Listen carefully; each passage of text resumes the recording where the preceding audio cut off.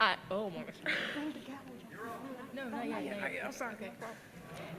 I now call this Board of County Commissioners meeting to order. Now may we stand for a moment of silence.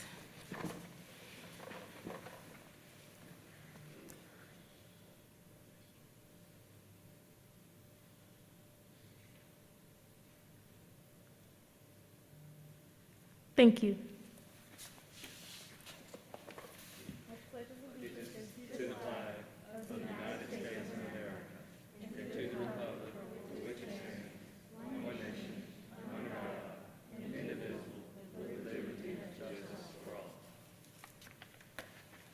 You may be seated. We could get the rest of the commissioners and our county manager to all come together so we can take a picture. We have our young commissioners here tonight, and they are starting our meeting off for us.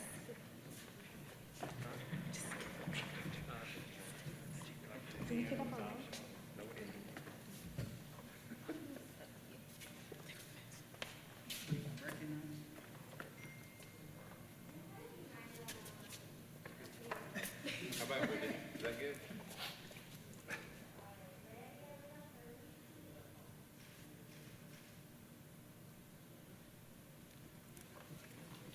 If you want to head to the podium, then we can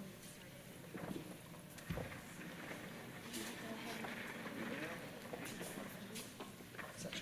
Go ahead.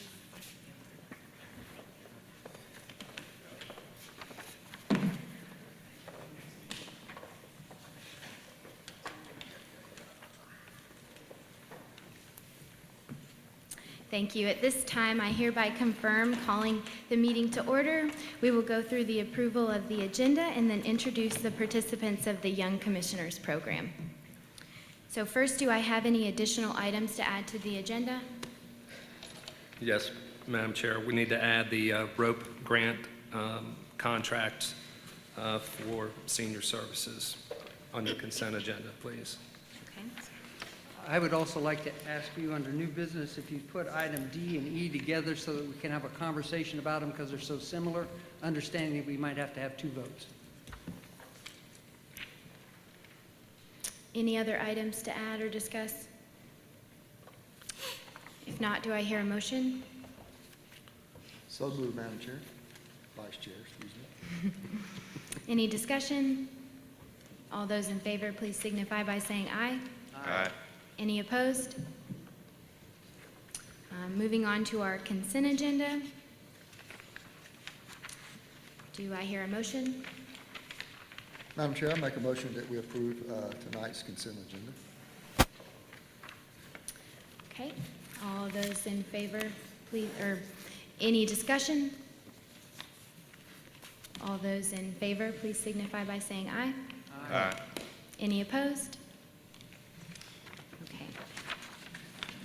Moving on to the introduction of the 2021 Lee County Young Commissioners Leadership Program and participants. Good evening. My name is Casey Davis, and I'm a senior at Lee Early College, and I'm the president of Lee County Young Commissioners. Lee County Young Commissioners helps youth to learn and practice life skills that will help them in their future, whether it be applying for college or applying for jobs. It teaches them networking and introduces them to local business people.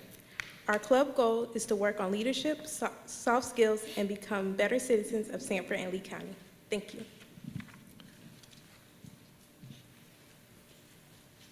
Hello, my name is Jocelyn Gomez. I'm a junior at Lee Early College and the vice president of Lee County Young Commissioners. Hi, my name is Caitlin Lamb, and I'm a sophomore at Lee Early College.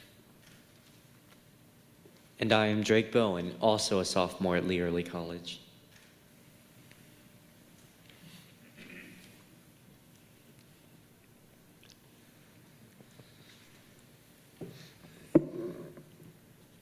Madam Vice Chair and Board, thank you for allowing us to be here tonight with the Young Commissioners 4-H program. My name is Bill Stone. I'm the County Extension Director. And I think it's very appropriate tonight to also recognize a recent award, a County Partnership Award that was given to this board, the Lee County Board of Commissioners, at the NCACC meeting this past summer in Wilmington. And I'm going to read our brief summary of the abstract about why this award was given. In November of 2012, Lee County Commissioner Kirk Smith approached 4-H Youth Development Bill Stone with the idea of addressing a lack of understanding young people have regarding the role that local government plays in their lives, along with limited knowledge on how to be a leader in their community. Fast forward nearly a decade later, and 2021 marks the 8th year of the Lee County 4-H Young Commissioners Program, a successful and enduring collaboration between the NC Cooperative Extension and Lee County government.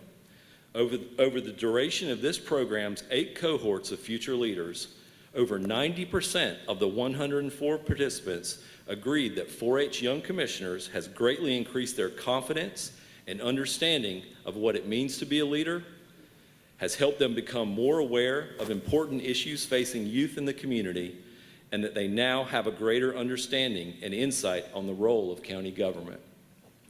So I wanted to thank each and every one of you for your support. I wanted to congratulate you on this award, this partnership award, and I will walk forward to give this award to our vice chair. And we also have my boss, District Director Clinton McCray, here with us tonight, who'd like to give a few words as well. So as I walk up, I will call Mr. McCray. Excellent.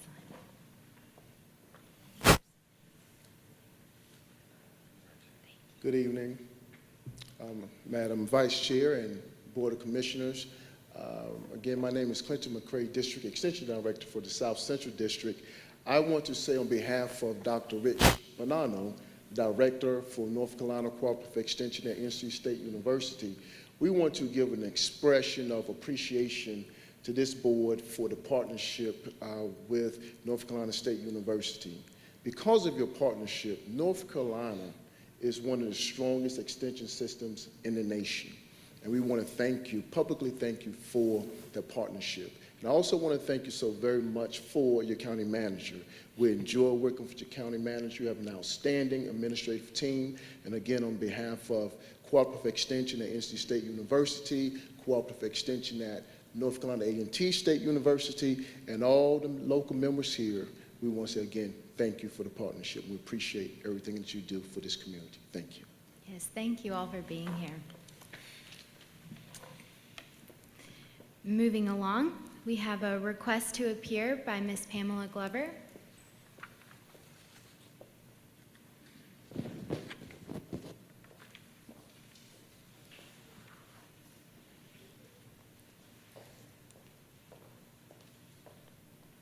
Good evening.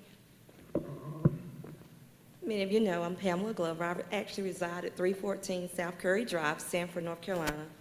I serve as the Juvenile Crime Prevention Council chairperson, and I also work as the business consultant for the North Carolina Department of Commerce here in Sanford.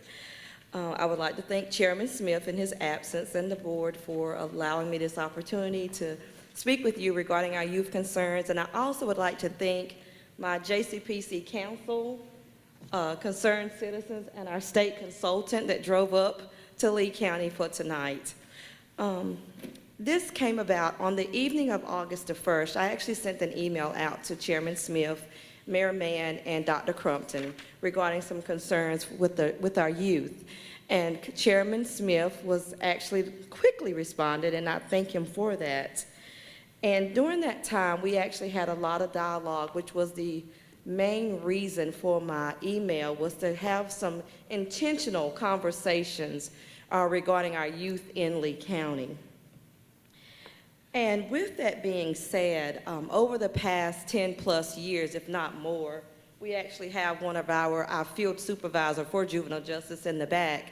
Our chief juvenile court counselors have been reporting for years that in Lee County, our youth tend to have more behavioral and social needs and commit some of your more severe felonies, such as murders, compared to the youth in the other counties within our district. And that is actually something we should definitely be concerned about and looking at. And one thing that our state consultant brought to our attention last week at our meeting is that on September the 12th, the News and Observer had an article in the paper by the name, it was titled, North Carolina kids are selling guns online. What can be done? In this article, it actually talked about a 15-year-old young man in Durham that actually was killed in the process of purchasing a gun. In that also, they discuss our 2 deadly gun shootings here in North Carolina last month in Winston-Salem and Wilmington. Along with that article, they shared information from our Deputy Director, William Lassiter, with Juvenile Justice with the Department of Public Safety. And Mr. Lassiter even said himself that guns equal fast money, and in North Carolina, our guns sales have exploded in North Carolina. So it's not even really just Lee County. This is across the board. And there has been a 19%, the article even mentioned that there's been a 19% increase of the youth and the ages younger than 15 that are actually selling and purchasing guns at this time. And during that time, because we can't just look at Durham and the different counties like that, we actually have to find out what's happening within our own counties and actually talk with people. And I'm actually not a native of Lee County. I relocated here. So I actually took the time, and we've taken time to actually conversate with some of the natives, ages 40 to 55, trying to find out what was it that used to be here. And a lot of them, of course, sports was involved. A lot of them talked about when there used to be a $1 movie theater here, and there was a skating rink at one time. And a lot of the older ones, she's shaking her head, they actually smiled when they revisited the time that there's the skating rink, when they used to have the all-night lock-in for the teens. So they really seemed like there was some more activities. So then we took it a little farther, and for the past 2 years or more, we've been actually having conversations with our youth in Lee County. And these are our youth with all ethnicities, social demographics, and asking them, what do you all do? We always want to think about what they do, but let's find out what do they do. And for those that aren't in sports or in extracurricular activities, different things like that, a lot of them will say, we just kind of hang out wherever we can. And we go to sometimes we go to houses, someone's house. But all of them, regardless, have said a lot of the same thing. And this is in different settings, that they wish they had something to do. They wish they had somewhere to go, somewhere that they could call their own. I had one young man to say, I wish we had somewhere we could go when we didn't feel safe at home. Because home that we know is not the same as what our young people are dealing with now. There were young people that actually said that, I wish that we could go somewhere and we talk to somebody and we could talk out our problems and help us handle life better. Because we know that children learn by modeling after their own actions, what they see. And some of the older, I actually spoke to some of our young people that have their signs in our city, our excellent students of excellence. And some of them have actually stated, well, I wish we had a Dave & Buster's or a Gravity Fall or Indoor Mall so we don't have to go to Fayetteville or Cary or Raleigh, different places like that. And when talking with these young people, I'm going to just take a little history and I'm going to speed it up, is that I remember, do y'all remember when we had our Hillcrest Youth Shelter? Okay. I used to actually teach classes there, interpersonal skills building classes on Mondays and Wednesdays. And I remember a summer when we had a group of young men there. And our youth shelter actually covered several counties, not just Lee County. So this one particular summer, we had probably about 6 young men. And only one of them was actually a Lee County resident, but one stuck out to me. And I say that because he was 14, was sent to Hillcrest for 90 days because he'd been caught with illegal substance in high school. Okay, this young man, his father was in prison.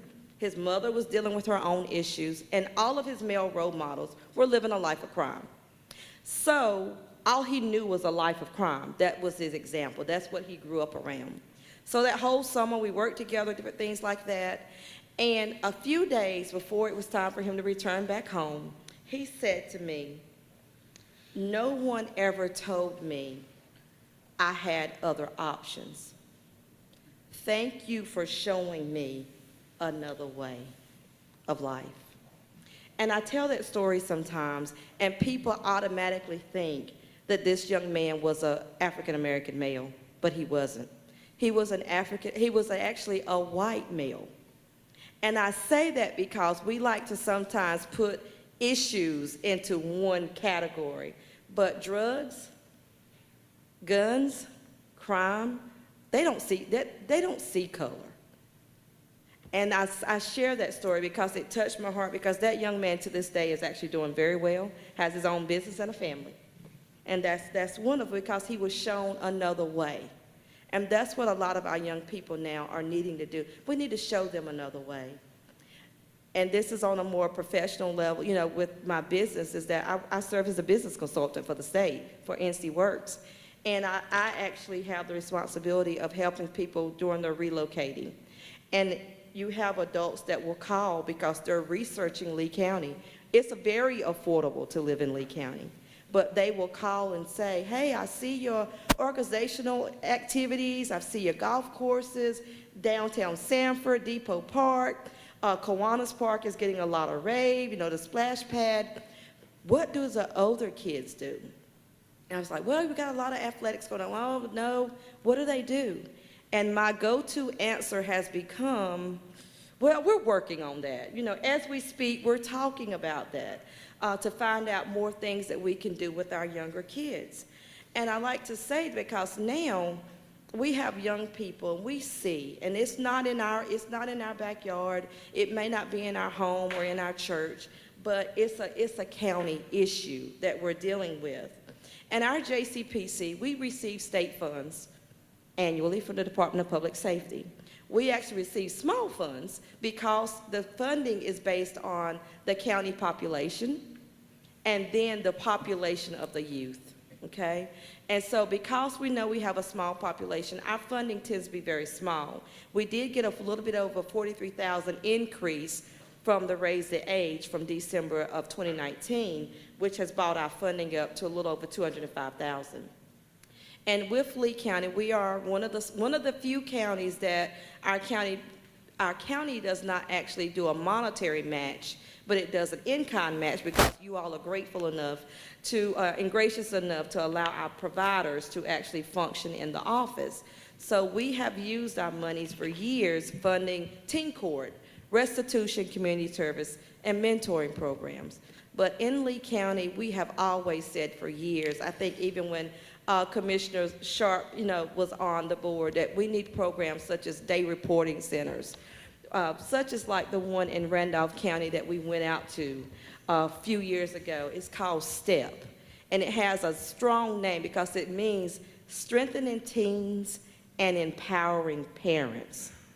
And even in our own backyard, we've had Harnett County for years has had a program by the name of PAL that is doing a great job. And I mean, none of these are 100%, but at least they're making strides and trying to work with their young people and their at-risk youth. Because at this time right now, our youth in Lee County, they don't need a tourist attraction. They don't need a tourist attraction. They really need a life-changing movement in Lee County.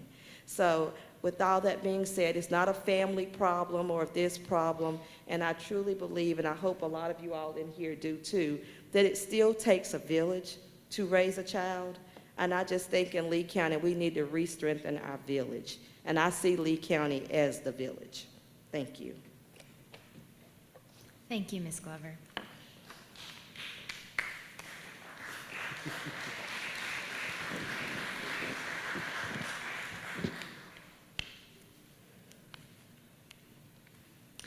Moving on to public comments. Just a reminder, you have 3 minutes. Please state your name and your address. First, I have Melissa Nance.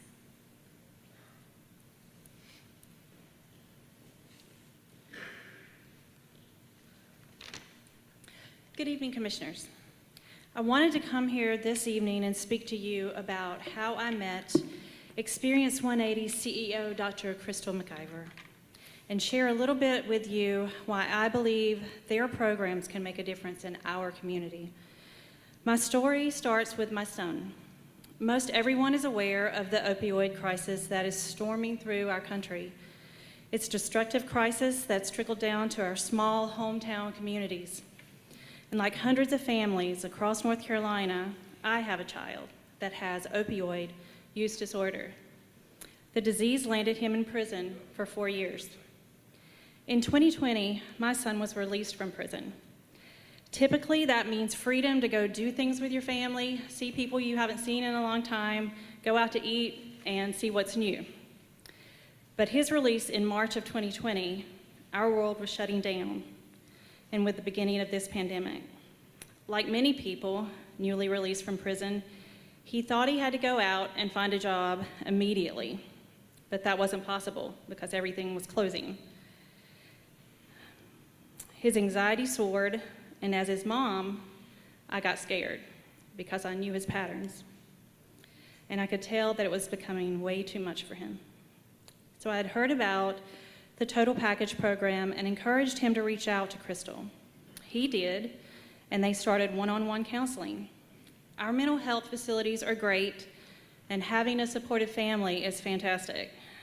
But this particular transition period was very hard for him, and it's very hard for other incarcerated individuals that are just released. With Crystal, his mindset changed. He was motivated to make positive life changes, and she helped him work through some inner struggles so he could believe in himself. The programs that Experience 180 fosters have already had a very positive impact on many lives in Lee County. But these programs need our support. Communities must start to think about things like addiction and reentry from a human standpoint, and helping to fund these programs is a step in the positive direction. Thank you for your time. Thank you.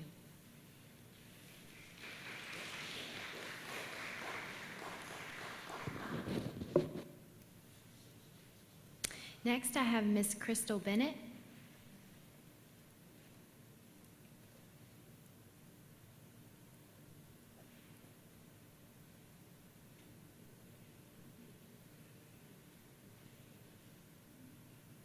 Miss Bennett, are you here?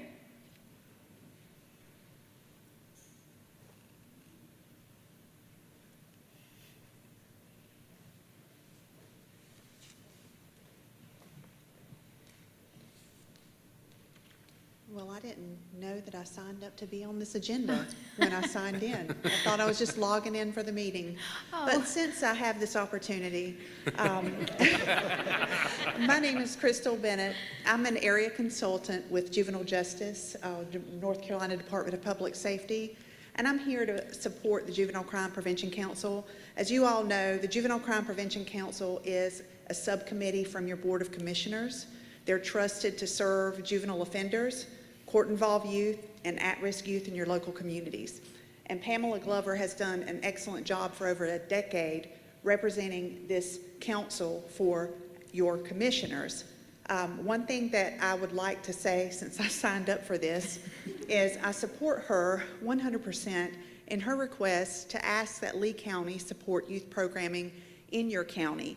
You all do have a in-kind match for programming in Lee County, but in order to expand programs like teen court, juvenile restitution and community service, skill building, career readiness among your youth, I believe that it warrants a county investment for your young people in Lee County to expand the reach of your Juvenile Crime Prevention Council. And I guess that's all I have to say to you all this evening, and I appreciate your time. Thank you. Thank you so much.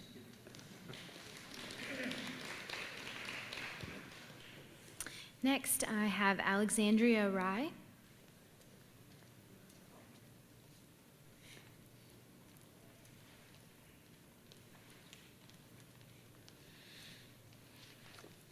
Good evening. My name is Alexandria Rye. I reside at 908 South Franklin Drive. I'm here tonight as a citizen, advocate, board member, and volunteer to support Experience 180. And I hope that you will too. I know just enough about local government and politics to know that all too often, people complain, to you especially, but are not willing themselves to put forth any effort to change the community. Tonight it's different. This organization is already out there changing lives, and you have the ability to contribute. I know this is not the first organization to come to you asking for anything, and it probably won't be the last. But what makes this different is the number of people in Lee County who will benefit from the grassroots efforts to improve quality of life. According to the Bureau of Justice Statistics, 600,000 people are released from prison annually. And to clarify released, the door opens, they walk out, and that door closes. Being released means that they have nothing in hand, and many of them have nothing to their name. The sad part, 75% of those released will end up back in prison within only 5 years. Another example is the current opioid epidemic. In North Carolina, an estimated 79% of drug overdose deaths involved opioid, according to the National Institute on Drug Abuse. North Carolina has experienced a 73% spike in opioid-related deaths since 2005, and even now, opioids are killing an average of 4 people a day. This is not just a big city problem, this is a Lee County problem. And evidently, there's a need in our community for an organization like Experience 180. Experience 180 is currently taking resources one step further. This organization offers an element that no other organization does, and because of that, the rate of success is far superior. And assuming I haven't completely bored you to where you've tuned me out, I have one additional statement.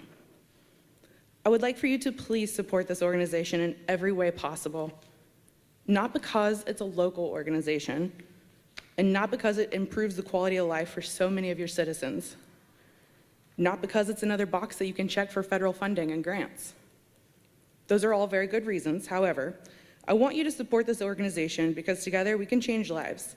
And finally, there's a group out there working diligently to do what everyone else is sitting around complaining about. Thank you.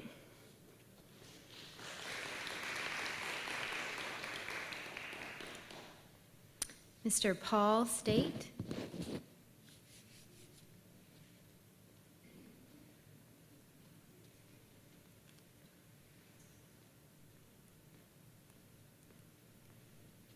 Good afternoon. My name is Paul Tate, and I am the Director of Client Services for OMI, which is here in Sanford, North Carolina. I also am a pastor of the Mount Pisgah Original Free Will Baptist Church, one of the baddest churches on this side of the East Coast. I am here to give you my take on Total Package and Experience 180. The way I see it, Total Package, and I'm going to look at this from a spiritual side, and one of the worst things you could ever do is give a preacher a microphone, but tonight I'm going to be as brief as brief. One of the things I see as I had a chance to work with Total Package, I see them following Jesus' example. When God does not despise the broken, nor should we. Nor should we. Rather, we are to imitate the one who came to seek and to save the lost. And that's the mindset of Total Package or Experience 180. Just today in my office, I had to get up and leave because in a 2-hour span, I got 15 phone calls from the state looking for places to place prisoners that's going to be released. What is compelling to me is we have an agency here with the help of the community, because I'm taking it that we're all Christians. Jesus identifies strongly with the weak, the helpless, and the outcasts. And I see that being worked through Experience 180. Another thing I see with Experience 180 is they treat everybody as an individual. They don't look at status. They don't look at circumstances. They look at the person. And we're all equal in the sight of God. And Jesus even admonished us to show no partiality to others on the basis of their status in life. so all are equally in need of Christ for forgiveness and salvation. And that's the ultimate goal that I think Experience 180 is trying to do. Change a person's mindset, and as Christians, we ought to change a person's heart. So I ask tonight that you look within yourselves and realize that we're all children of God, and we all need to help Experience 180. Thank you. Thank you. Oh, by the way, my last name is Tate, not State. My apologies. Next, we have Sonia Dickens.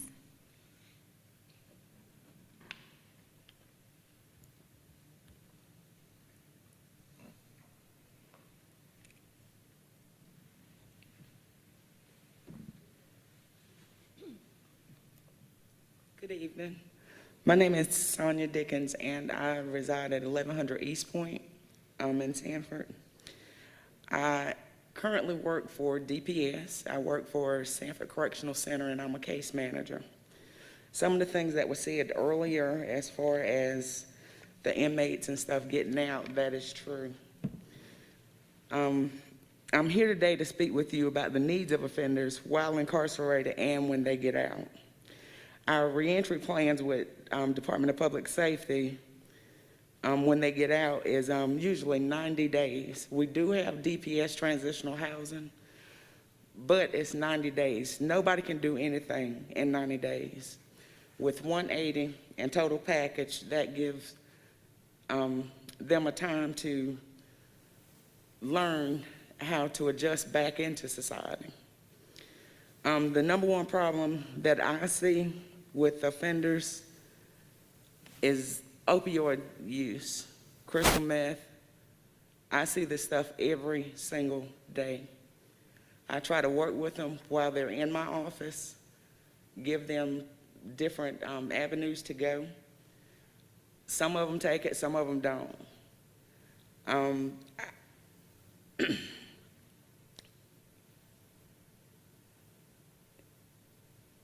Most crimes are committed while people are using drugs. The crystal meth and all this other stuff, that's why they reoffend. They come right back, and when you throw them out there, they don't have anywhere to go, anywhere to go. And those little 90 days that DPS transitional housing, that's not enough time. That is not enough time. And I'm asking tonight that you guys support Dr. McIver in her efforts to help the community, as well as I'm going to continue to do my job to try to help the offenders. Thank you. Thank you. Miss Louise Heeden? Oh, Eloise Heeden? Hayden. Hayden. I'm so Hayden. sorry. It's okay. Hello, everyone. My name is Eloise Heading, and I'm residing at 35 Quiet Country Lane, Hornet County. And I'm here to let y'all know I'm one of her graduate students at Total Package. Before I met Crystal McIver, I was a total mess. I was a drug addict. I was homeless. I was lost. I really was, until I met Crystal McIver. Yes, she really did a good mindset with me. I was so nervous, like I'm real nervous right now up here talking to y'all. But I'm better, she taught me, I'm better than I was. I could look y'all eye to eye, and I'm here to ask for help, because she helped me, and I know she could help the others that's out there, still out there. Some of them are my friends, you could say my friends. And she needs y'all support to please help the one that's out there on drugs and they're homeless and they don't have nowhere to go. And they need Crystal to help adjust their minds like she did me. I'm just gonna tell you what she did for me. She made me believe in myself. I once was a suicidal person. I had cancer, and I wanted to kill myself. So I turned to drugs and alcohol. I thought that was the way out until I met Crystal. And I'm here to say, thank you, God. I'm alive because of Crystal and some of my family and my fiance, Barry McCormick. And we get mad Saturday, so I'm telling everybody. But yes, I've been with her now for about a year and something, but I graduated last month for my mindset course. And I'm doing good, and the things she taught me, oh God, I'm so nervous. Well, in other words, what she taught me, I'm living it in my life now. Just put it like that. And my life is doing good. I'm doing great in life. I'm cancer-free, thank God. But I'm still having little struggles with my health problem. But I just want y'all to please support Crystal, because the people's out here, other people's need her, just as I did. And I just want to say thank you. Don't forget, I'm getting married.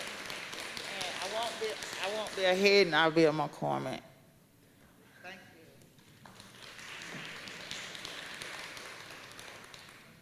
you. Mr. Barry McCormick?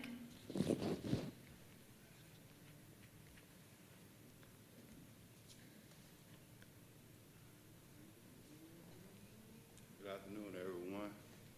My name is Barry McCormick. I reside also at 35 Quiet Country Lane. When she spoke about the prisons, that's true, because I'm one of the ones that was released recently. I've spent over 35 years of my life in prison. But within the last 6 months, with the mindset that I've learned from Experience 180, Total Package, I've touched the sky. We have 2 vehicles paid for. We have a home. Bills are not behind. It all came from mindset, a change of thought. If this program is given a chance, I'm sure that crime will go down, because there's others out there behind me that want to come through the same door. Please give this program a chance, because, Mr. Sharp, you know I had a record. My habit, I've consumed Carolina Trace, water and all. But now look at me. I've had 3 mini strokes in the last month. 2 of them, I didn't know what they were. But the 3rd one scared me, sent me to the doctor. But I'm glad to be here right now. But that's all in mindset also. I'm prepared to live, prepared to die. Prepared to be happy, but never prepared to be sad. I'm never going back out there again on this street. Thank you. Thank you.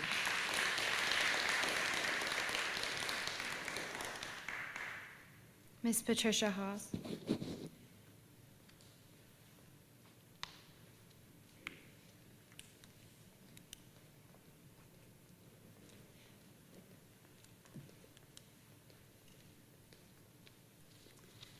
Hello, everybody. My name is Patricia Halls. I live at 2902 Greenbrier Drive in Sanford, North Carolina. I thank you all for having me to be here today. And I also thank the Lord, and also thank Crystal for Total Packaging Experience 180. And I also like to say that I am retired from Sanford Housing Authority after 16 years. I worked in banking 17 years, and now my husband, Pastor Charlie Halls, and myself is pastors at Love, Faith, and Fellowship Deliverance Center, where we have the Total Package Center. So I am excited about being here on tonight, I'm also a part of the executive board of Total Package. And I just want to tell you a little bit about Total Package. I am so excited, and it makes me feel good to see all of the clients that come through the Total Package program and leave out a different way, with the way Dr. McIver teach them with the mindset mentors, how she teaches them how to change their thought process. Also, the words that they speak out. Words have power, and when you speak things, sometimes it comes into existence. So I just thank her for that, and then at the end, the choices you make. So all of that, I'm excited to be able to be a part of the Total Package, to watch the clients come in and see them make a change in their life. And I will say, we have 4 clients that have came through the program and graduated from the program, and we see the change in their lives. We see them with a job now. We see them that is not on drugs anymore. We see them having their home. And that's exciting to us to be able to see a change made in their lives. So I would say that I am so glad that I'm a part of it. And here in Lee County, before Dr. McIver started this, I don't remember of having a program or something here for the justice involved. So now that she's started this program, and we have that, and we see the changes made in the lives of our clients, and we're hoping that it will continue on because it's well needed in this area. So I would like to say that I thank all of you all for the support that you've given Dr. McIver, and ask you to please remember to help her out and to help her be able to continue having Total Package and Experience 180 here in the Sanford area. Thank you. Thank you. Last, I have Mr. Brian Faust.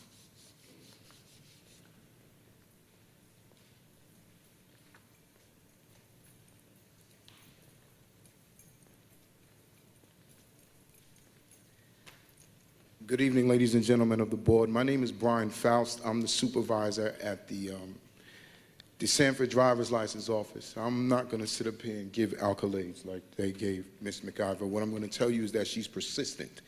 From the first day that Ms. McIver stepped on my doorstep, she has pushed and she has asked and she has pleaded and she has emailed me and she has texted me and she has shown up at my office when it is extremely busy. But what I can tell you is that her heart is in the right place.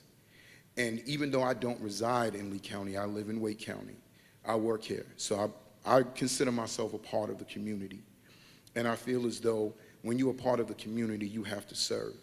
And I feel like that's what Dr. McIver is doing with this program. As an ex-correctional sergeant, I served at Central Prison for 7.5 years. What these gentlemen and this young lady say is true. We need to do better. We need to stop looking at people and colors and situations and start looking at people for people and understand that we all need help. I was raised by my stepdad. My stepdad is from the Caribbean. He's from Trinidad. And I asked him about a year ago why he stayed, because at that point he didn't have my brother and he didn't have my sister. And he wasn't married to my mom. And he had no reason to stay. And I asked him, I said, what made you stay, Daddy? I said, Mommy crazy. That's exactly what I said to him. And he said, because you needed me. That profound statement changed my life.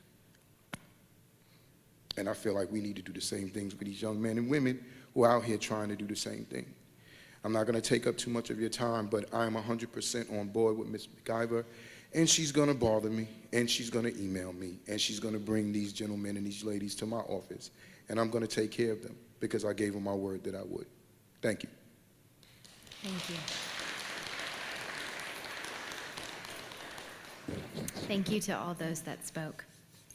We're moving on to... She said she signed up on the list. Okay, I'm sorry about that. Ms. Sandra Lemus?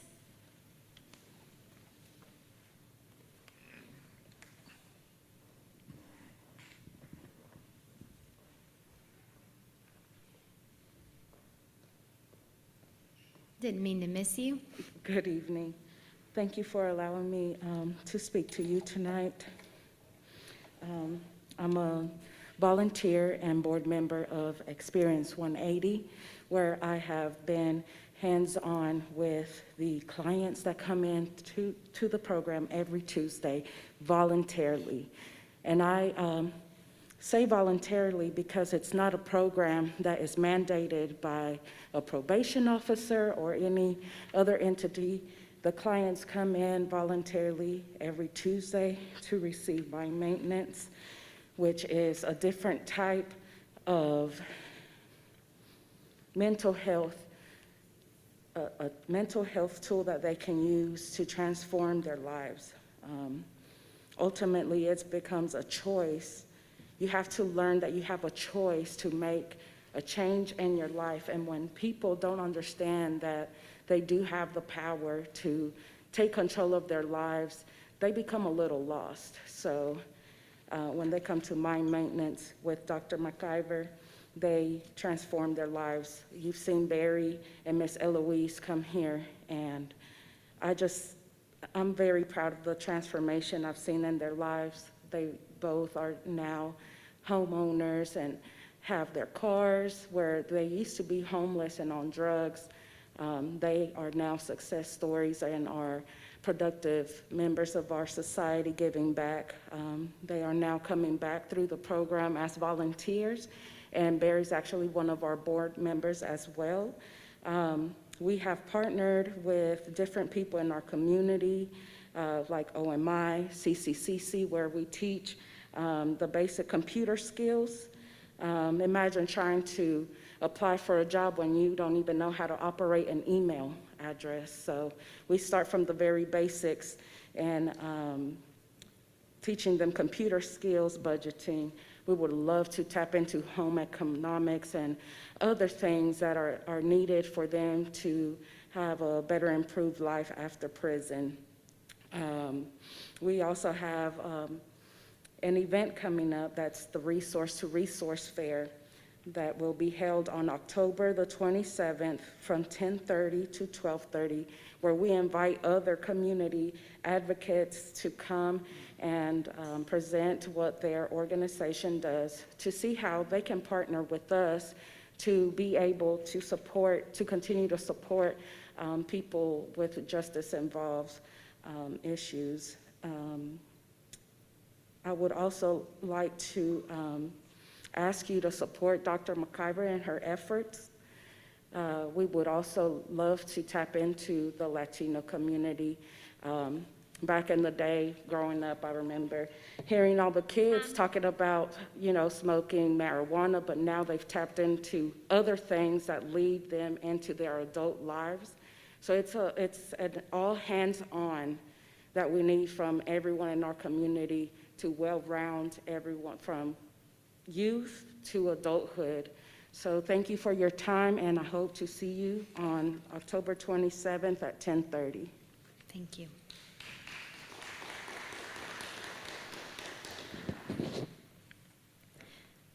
Moving on to old business, we have a resolution recognizing the Lee County Finance Department, so I invite them to come to the podium.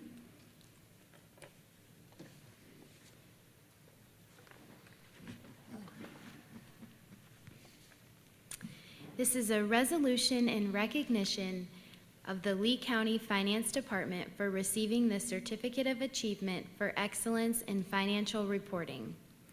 Whereas on June 15, 2021, the Lee County Finance Department received the Certificate of Achievement for Excellence in Financial Reporting from the Government Finance Officers Association, GFOA, for the comprehensive annual financial report for the fiscal year ended June 30, 2020.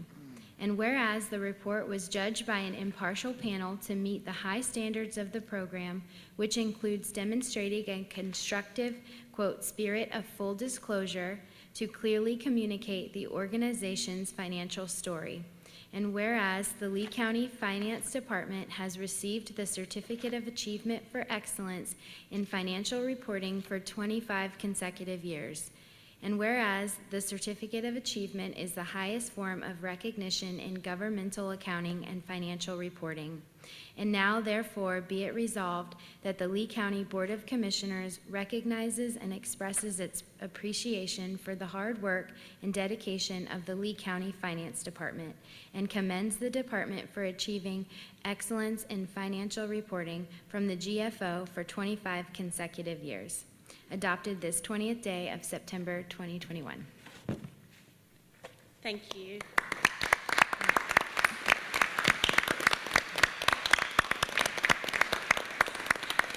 I would like to introduce my staff to you. Y'all get to see me all the time, but these people are the people behind the scenes that I couldn't do without. Candace Eisman is the Assistant Finance Director, Tammy Gill, Pebble Kidd, Debbie Coggins, and Christine Bridges. Thank you so much. And while we have you up here, ladies, we would like to take a picture if we could just pause. Okay,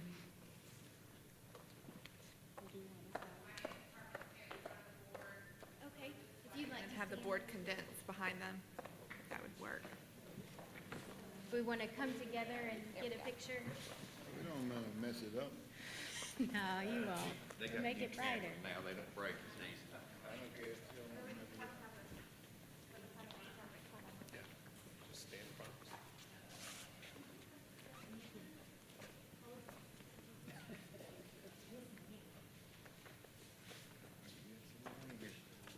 You got to show the distance still. Yeah.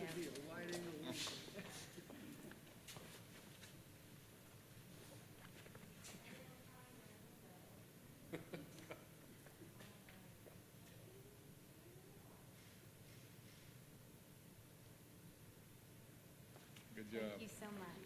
Thank you.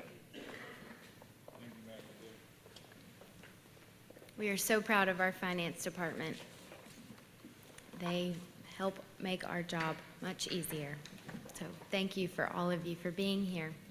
Madam Vice Chair, could we have a motion to adopt that resolution? Yes, do I hear a motion to accept the resolution? So moved.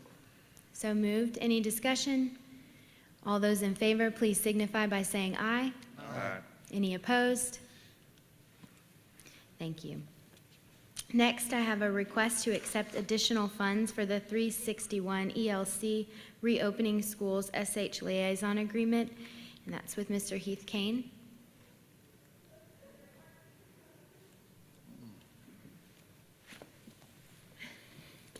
After 18 months, you would think these glasses wouldn't fog up. Nope.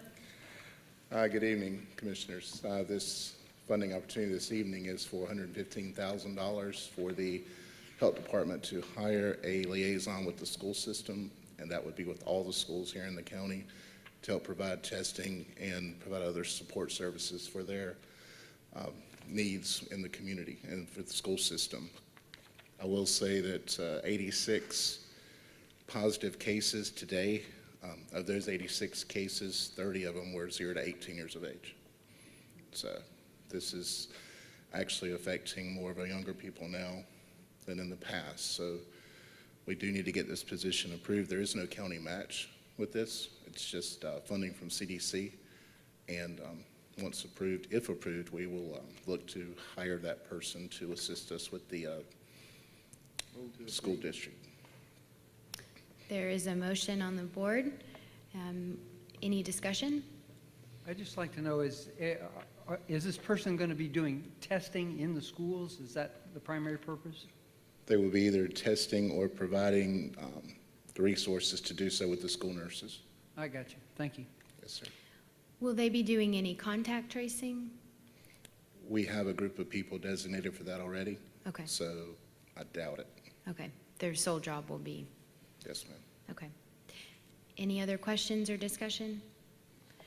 All those in favor, please signify by saying aye. Aye. Any opposed? Thank you. Thank you. Next, we have the approval of a franchise agreement with First Health of the Carolinas for EMS services for 5 years. That's with our county attorney. Yes, ma'am. At its August 16th meeting, the board voted to approve the EMS franchise to First Health of the Carolinas. So what is in front of the board this evening is the franchise agreement with First Health. The agreement includes performance measures that the provider must meet each month, monthly meetings between the county and provider, and penalty provisions if performance measures are not met quarterly. Are there any questions from the board that I can answer?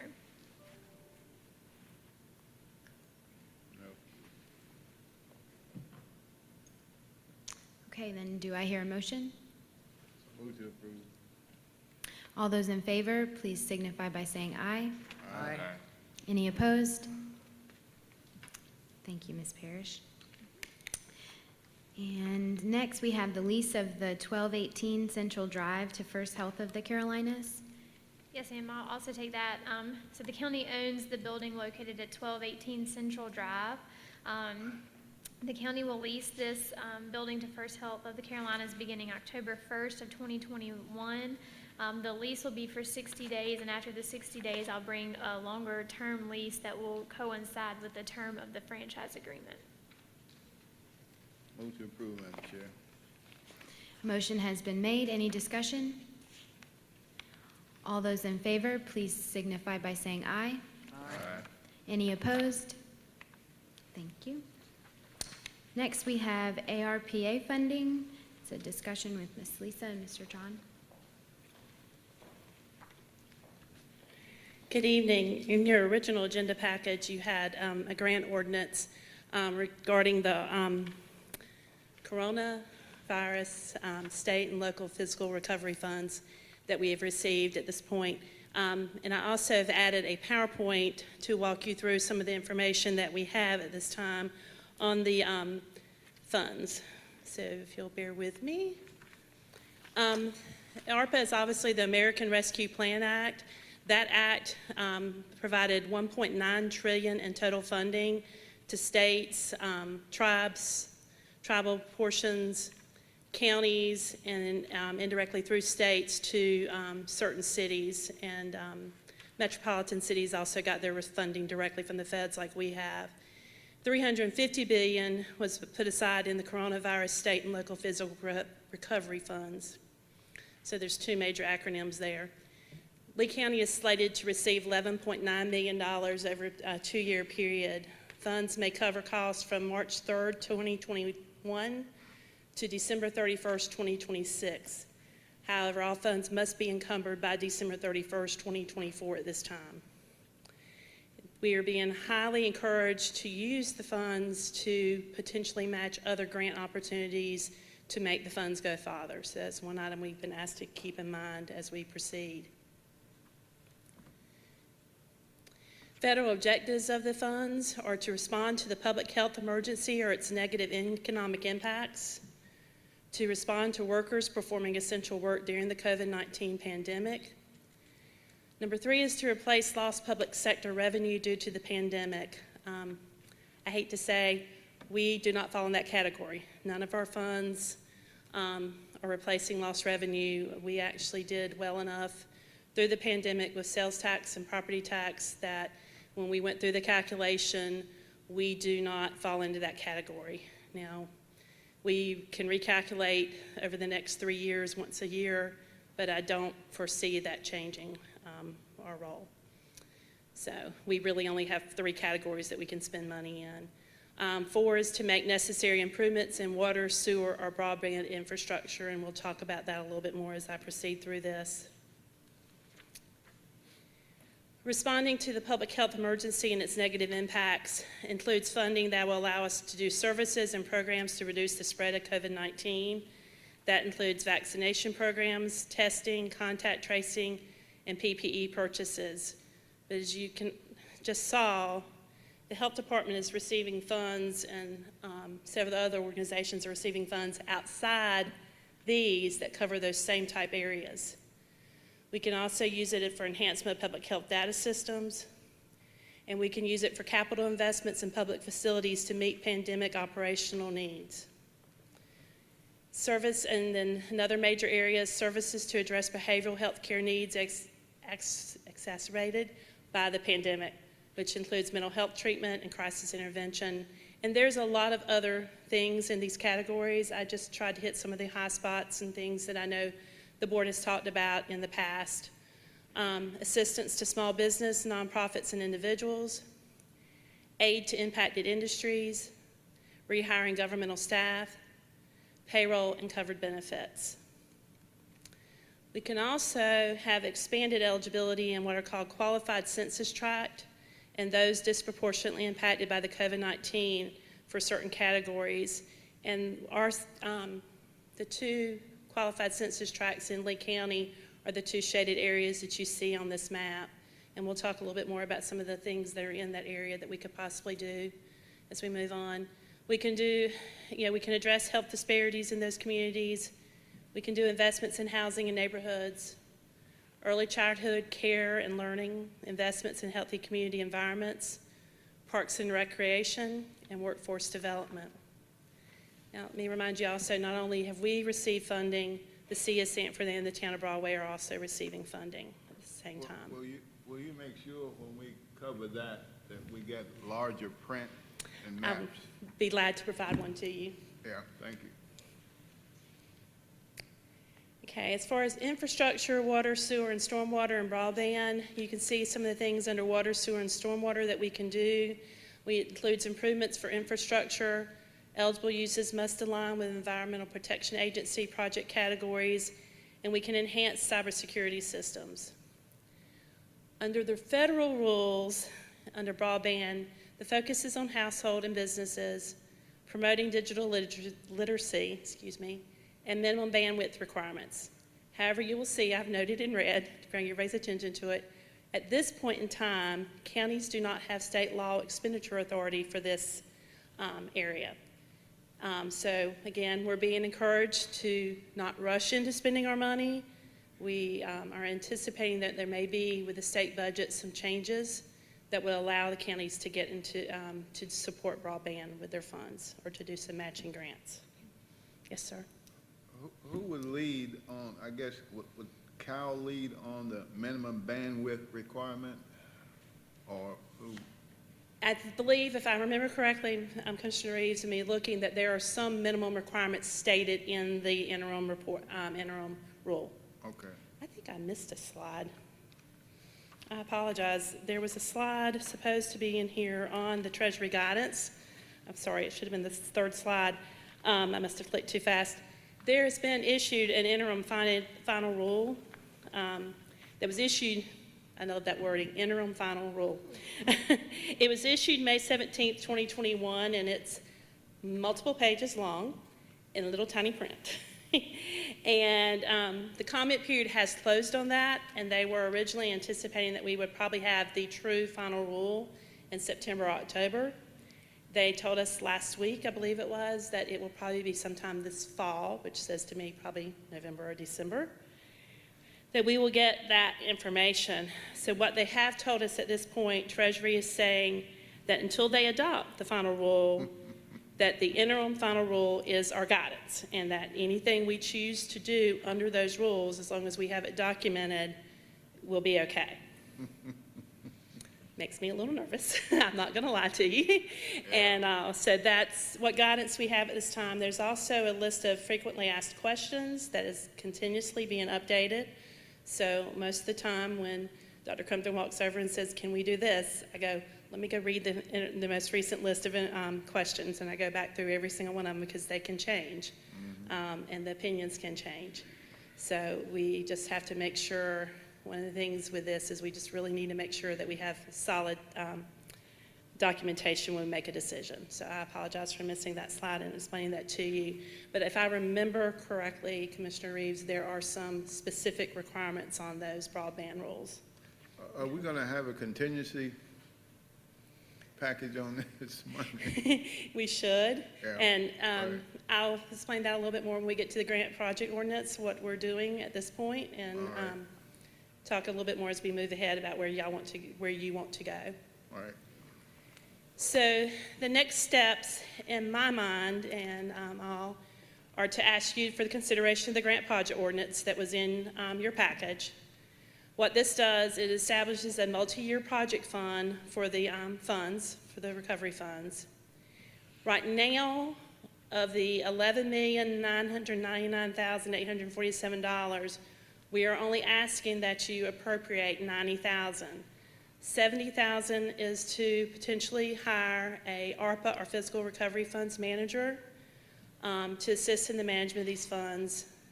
There are a lot of hoops that we have to go through. There's a lot of documentation that will need to be done if you decide to spend money in certain areas. And so we just feel like we need a little, a few extra eyes and hands involved in this beyond what I currently have on my staff. Then we're also asking that you appropriate $20,000 to secure the professional services for grant research for matching grant availability so that we can possibly make our funds go even farther. Will that hire be a time-limited position? Yes, sir. It would be limited based, at this point in time, I would assume based on our policies, that it's grant funded, therefore when the funds run out, the position would be eliminated unless we can find another funding source for that position. Okay. That leaves $11,909,847 unassigned at this time. So some things that, in my talking to Dr. Crumpton and some others, we've looked at that we could possibly do. Dr. Crumpton and I received a letter from the S3 Housing Connect back in April.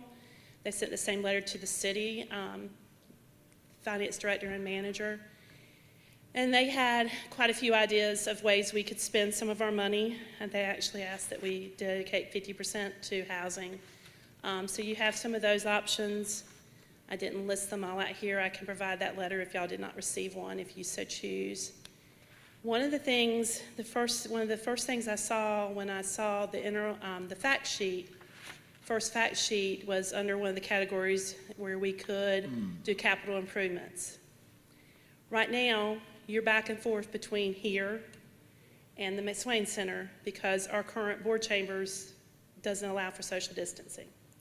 These funds would allow, I do believe, and we could get clarification if you so choose, to possibly add a board chambers to one of our facilities or a facility that's to be built. And you could use those funds for that to allow social distancing of the board meetings and stop playing musical chairs twice a month. So that is one option you have. We've also reviewed our CIP for potential use of funds, and this is where those qualified census tracts come in. We have 3 of our parks that are slated for additional improvements, current improvements and additional improvements that fall in those tracts, and we can do parks and rec facilities in those tracts. Those are Horton, and I believe y'all talked at the last board meeting about potentially of using some of the funds to fund the pool improvements there. We could do additional work at Temple Park, and we can do work at OT Sloan Park, and go ahead and do some of the things that are in our CIP, which would free up funds for other projects. How about the project we're working on at Sand Lee right now? Sand Lee Park, I don't believe it falls outside the qualified census tract. We could run the potential of, because it's the groups that use it, could do it. We would have to look at the timing of when we started that project to see if it would be okay. All right. That's the key in this too, is some of the things I would have to research to make sure timing-wise we don't get denied or questioned down the road. All right. Okay. I would highly recommend that we go through and look at our strategic plan to see, obviously we've just recently talked about how all the park improvements fall into our strategic plan, but there may be other ideas out there that we could take from our strategic plan and use funding for. And again, it's been highly recommended to us to research and try to find funds that we can match to other grants and make our monies go farther. So at this point, one of the things I would ask you to consider is a work session to have a time that you can sit down and brainstorm on ideas of how you want to use this money so that if we move ahead with the position that we have some guidance and can get that position hit the ground running to research your ideas and make sure where they fall within these projects and to take and figure out how we can best use our $11 million, almost $12 million. At this time, I'll be glad to answer any questions you may have. or to ask that you approve the grant ordinance. With the Move to- $20,000 for the professional services, will those, that research include not only matching grants, but also grants that come from the feds that complement what the recovery funds are providing? Yes. Okay. And we're also talking about the state level matching, correct? Okay.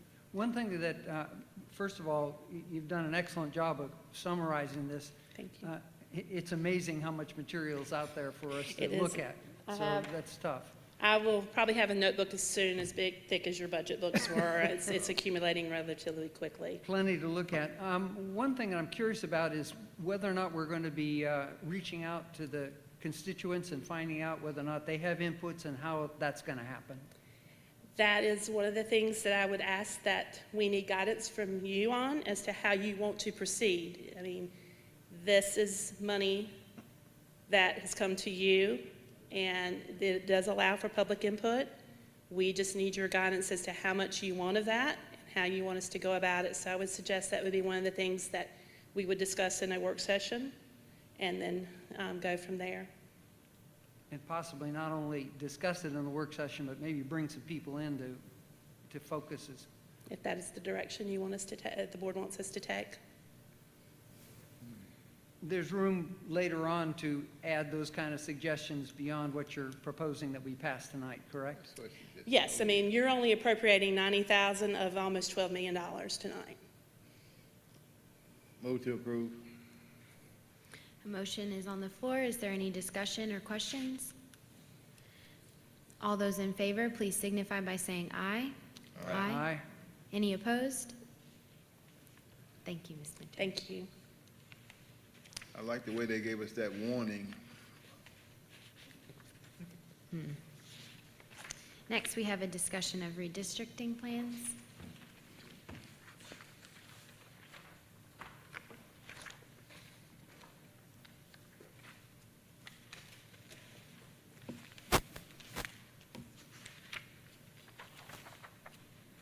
Vice Chair, Commissioners, at your last regular meeting, we discussed the plans that we created, and we'll just give you a quick recap and then go into discussion.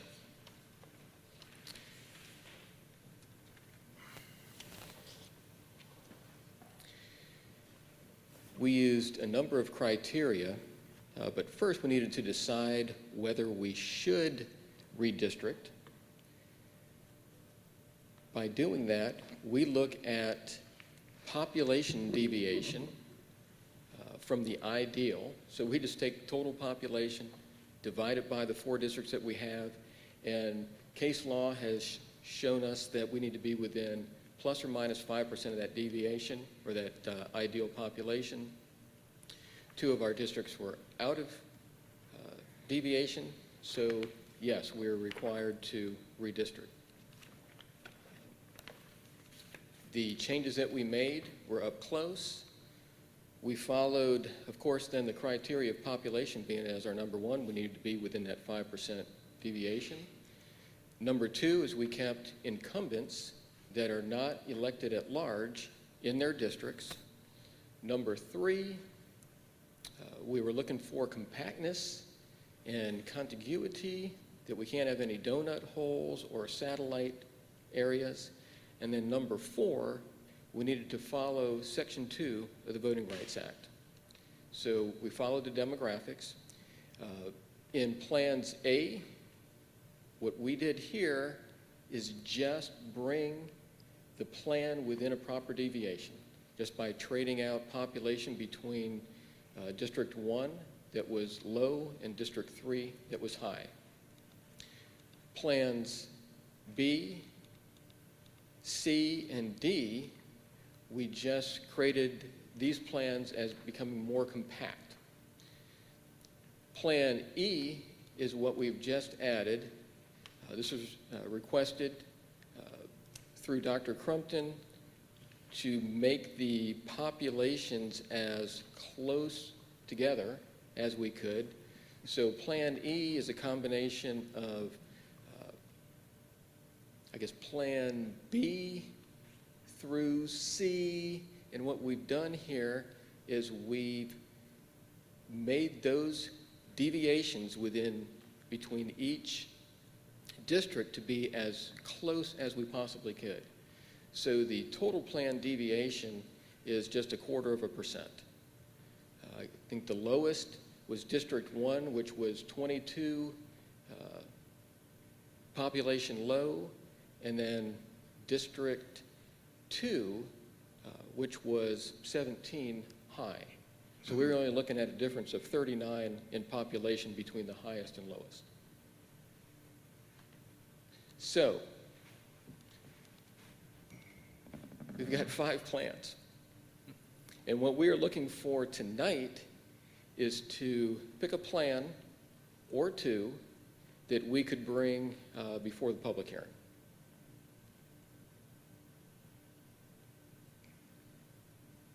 We'll have we'll put a public notice in the newspaper towards the end of the week after this evening based off of what the board wants to move forward with.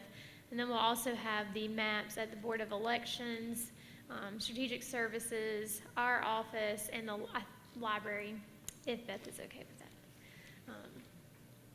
So if the board wants to, I mean, we can go to public hearing on all 5, but if the board wants to narrow it down just so it's a little easier for the public to view, 2 or 3 plans might be appropriate.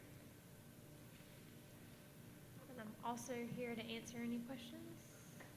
I'd like to know, what we're saying is that tonight we're going to pick the plans and we're not going, whatever plans we want to discuss at the hearing, and that eliminates any changes in the future. Is that correct? For what plan we might present?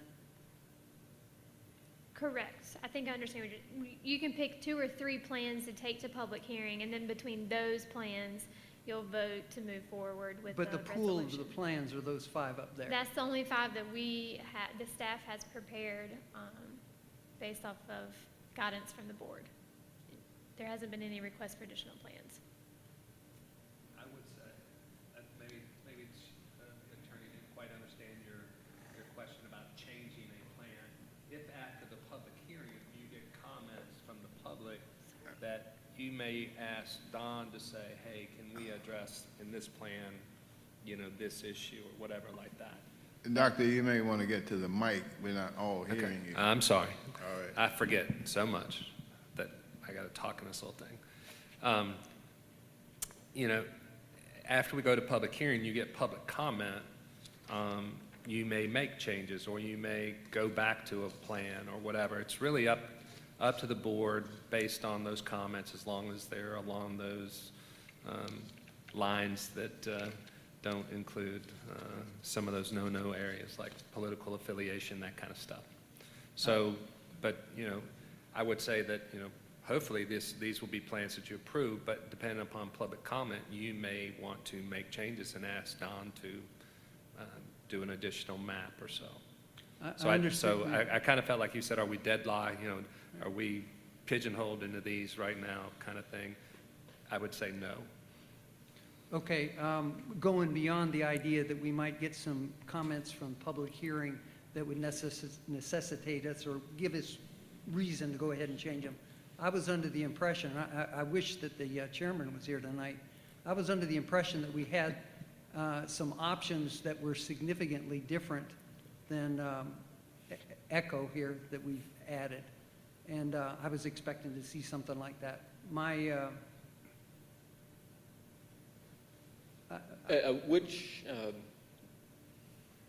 I thought we were talking about, or I was in a conversation with the chairman that had to do with some different options for, shall we say, District 2, and how you're actually defining the district. Now, it could be that I was just out of the loop or something and missed the fact that we were going to ask for those, but they're not here tonight. Don, you could assure us that the board that these maps have been drawn strictly on population alone and not political consideration or affiliation. They were drawn correctly, yes. Not using any political or voter data. Though I've got to bring it up, that we did have attorneys consult on these plans, and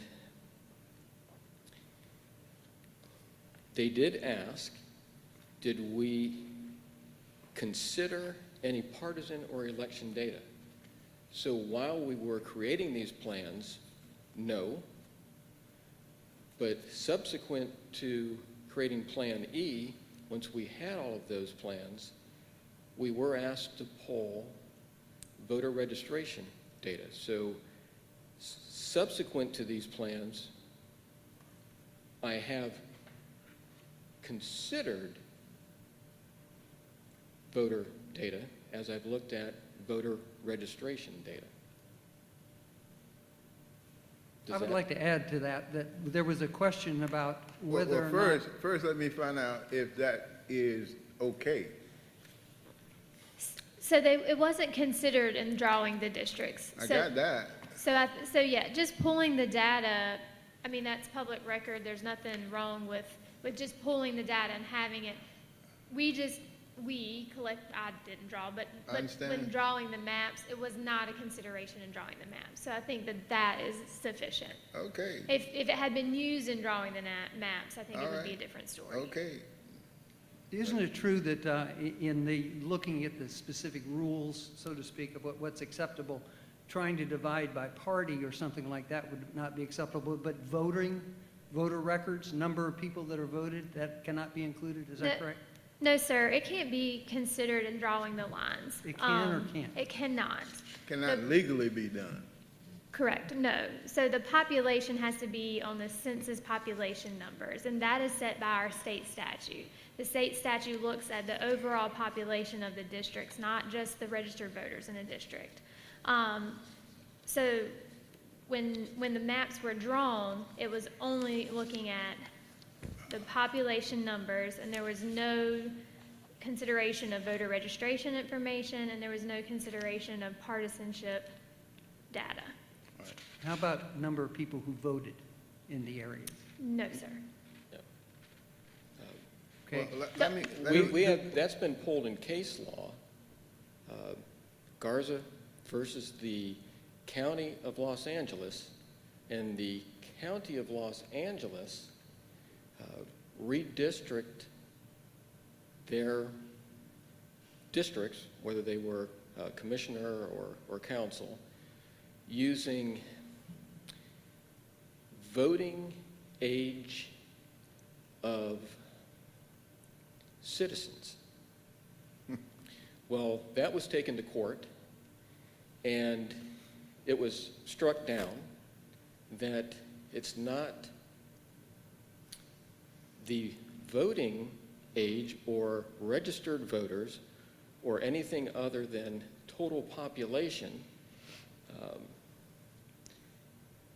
because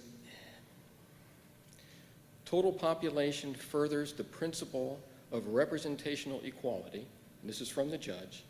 The principle ensures that all constituents, whether or not they are eligible to vote, have roughly equal access to their elected representatives to voice their opinions or otherwise to advance their interest. In the memo that Ms. Parrish sent out earlier in the week,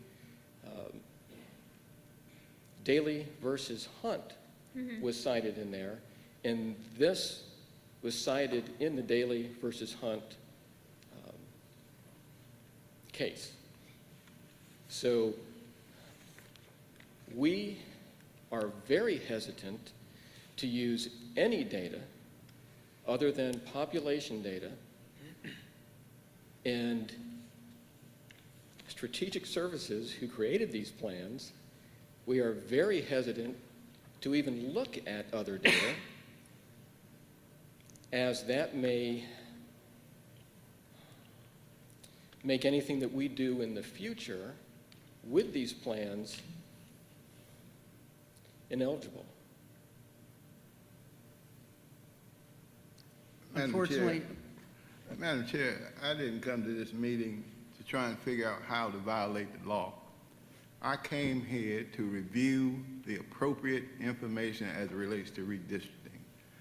One question I have and ask the staff, did the chairman have an opportunity to see this agenda and approve it? Yes, sir. Yes. Which means he could have submitted anything he had. Is that fair to say? Yes, sir. Okay. I don't want to waste my time sitting here arguing about how can we get around the law. well, thank you, Commissioner Reeves, but that's not my goal, to figure out how to violate the law. Now, listen. I didn't point you out. Pardon? I didn't point you out. Okay, but I'm the one that was talking about asking for additional information. But Well, then point you're- being then made, you're I- guilty. I respect you, sir, and all I'm trying to say is that my purpose is not to figure out how to violate the law, but I am trying to use the law in order to have as much flexibility as I can while we're making recommendations on these plans. Well, when a lawyer constantly tells you what you can and cannot do and should not do, and you keep looking for a way around that, I consider that a waste of my good time. Well, thank you for sitting by and listening to what I have to say. I don't consider it a waste of time. But in any case, I'm somewhat of a disadvantage because I thought I understood the letter that you put out, and I thought that there was room to consider voting records, not so much whether or not you're registered or whatever. And I'm in error in that. Is that correct? Is that what you're saying? Voting records, how many people voted in a particular district cannot be considered?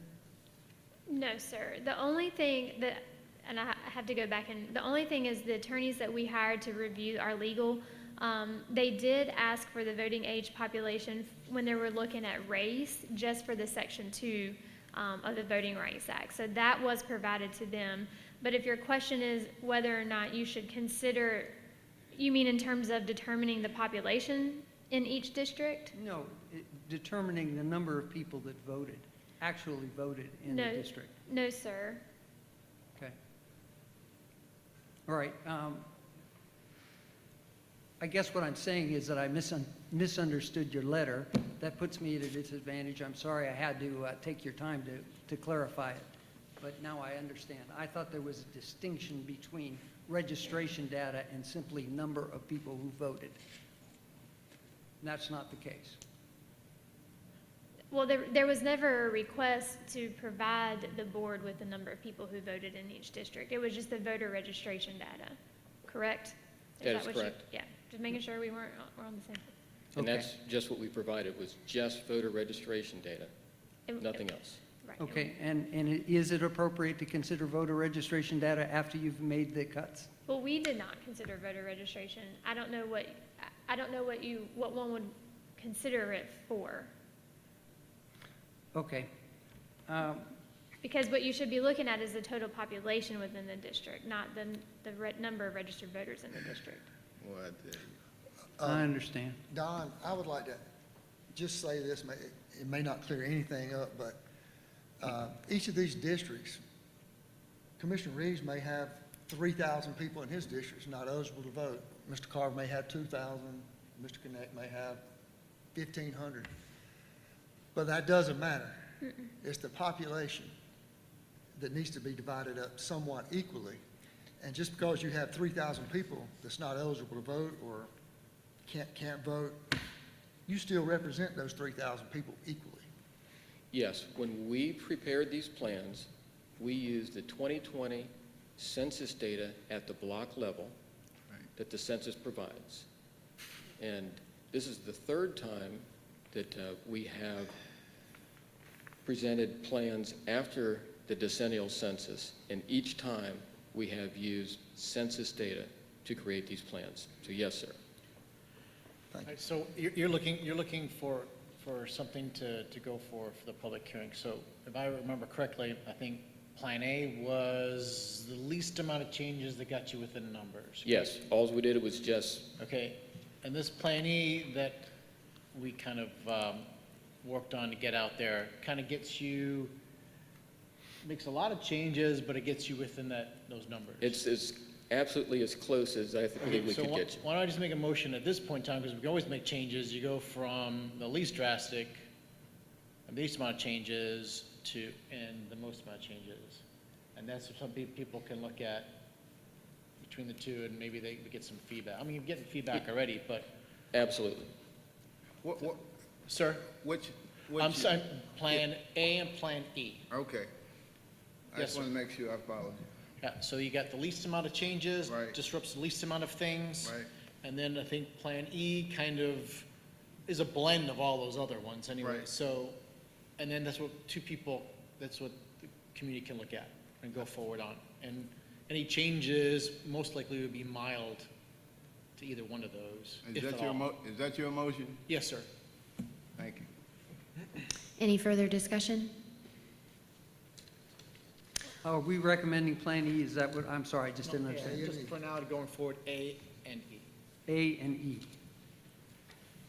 One specific question on E. Because it's not as compact as, say, D, would you consider that a compromise that's not going to be appreciated? It is certainly more compact than Plan A, but True. it is not as compact as Plan D. But we still consider that a compact plan because there are no satellites, donut holes, we don't have those big fingers going out. We consider that a compact plan, yes. Okay.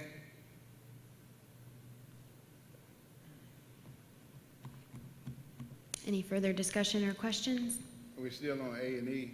Yes, sir. Yes, sir. All right. I want to keep up. Yes, sir. All right. There has been a motion on the floor. All those in favor, please signify by saying aye. Aye. Any opposed? Thank you, sir. Thank you. Moving on to new business, we have a request to appear, Experience 180 Incorporated, Ms. Ashley Palmer.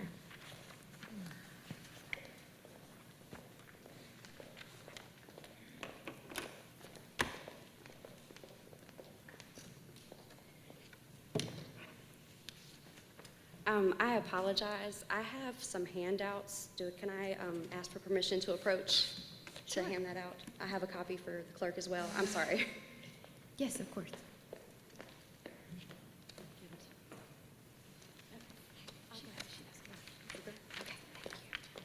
Thank you.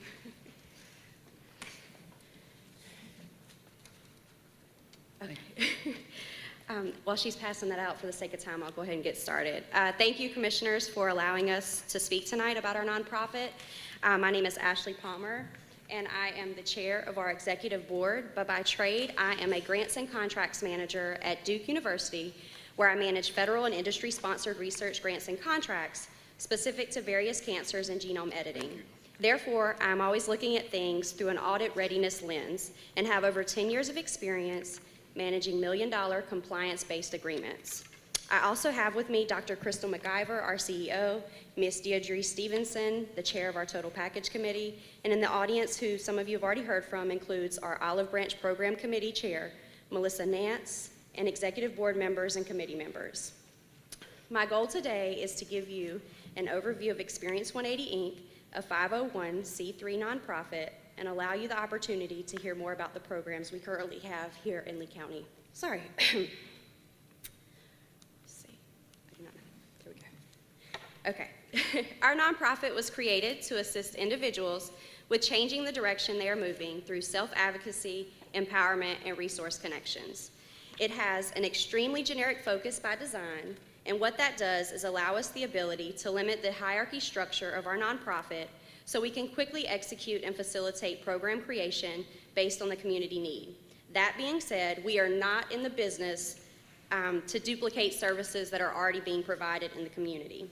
We pride ourselves in our partnerships to create a holistic approach to the clients that we serve.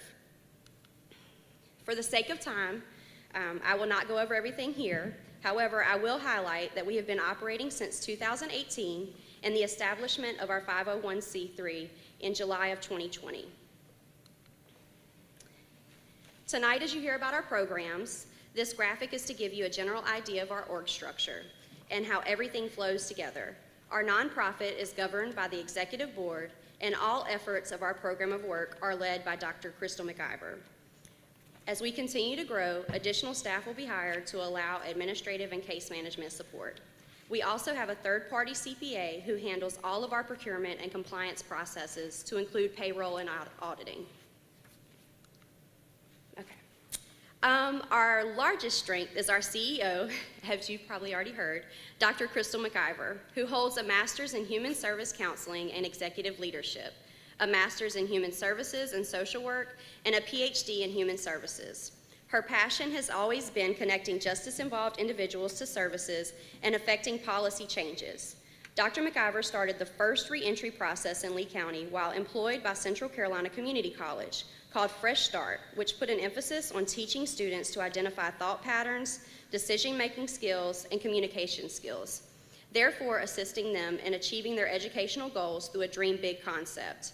Her passion was also exhibited through her dissertation when she obtained her PhD, where she explored the challenges of reentry among female former offenders. She is a certified life coach and an owner of Crystal Solutions, LLC, that provides life coaching, emotional coaching, and problem-solving techniques to clients. Dr. McIver is a huge community advocate and truly cares about Lee County. We're extremely honored to have her directing our mission.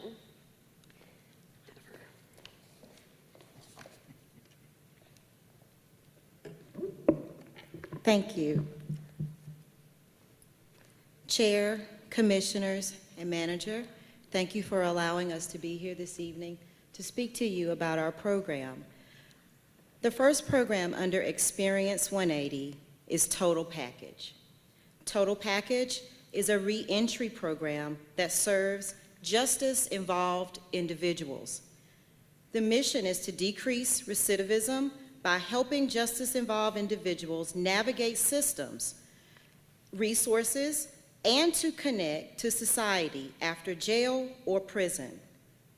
According to DBS, reentry programs are designed to help returning citizens successfully reenter society, thereby reducing recidivism, improve public safety, and save money.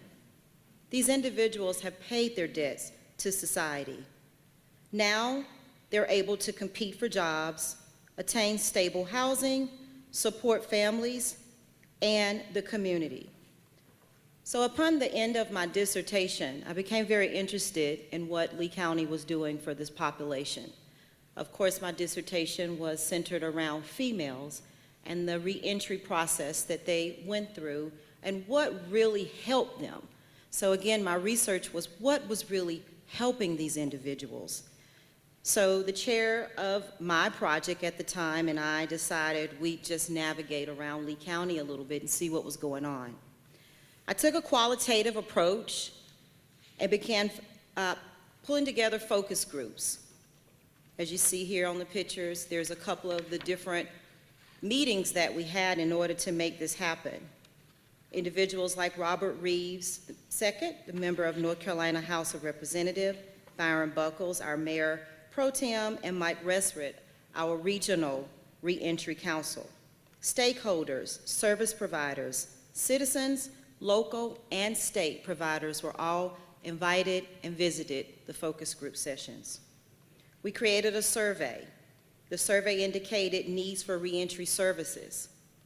We indicated that through resources and stakeholders. We provided a SWOT analysis. For our strength, we had a location. Right now, we're at 1216 Fayetteville Street, and you guys heard from the pastor of the church. Our weakness is funding. The opportunity that we have through this process is educating the community about this population. Through the research, I found that there were projects here in the community working with justice-involved individuals. Projects such as Project Safe Neighborhood, launched in 2001, nationwide. It identifies the most pressing violent crime problems. Again, their mission is to reduce violent strategies in the community, which, as you saw, some of those individuals that spoke today were not violent, clients, and so they would be missed from the Project Safe Neighborhood opportunity. Juvenile Crime Prevention Council, which was also here tonight speaking, their focus is juveniles. So right now, we're looking at individuals that are coming into our community that are not juveniles that this organization is serving. We have a focus in the future to work with youth. Division of Adult and Juvenile Justice, Service and Coordinator. We're currently working with those individuals to provide community services, and those community services are provided at the community garden that I started in 2012. And as you can see, there are some people working there at the garden there completing community service hours. We also understood that there were service providers such as social services, Daymark, First Health, Sandhill, Behavioral Health, the Sheriff's Department, and the Police Department. And we engaged each of them before we even started this process, and finding that there was a gap in the services provided for the Lee County individuals coming home from jail and from prison. There were interviews that were provided.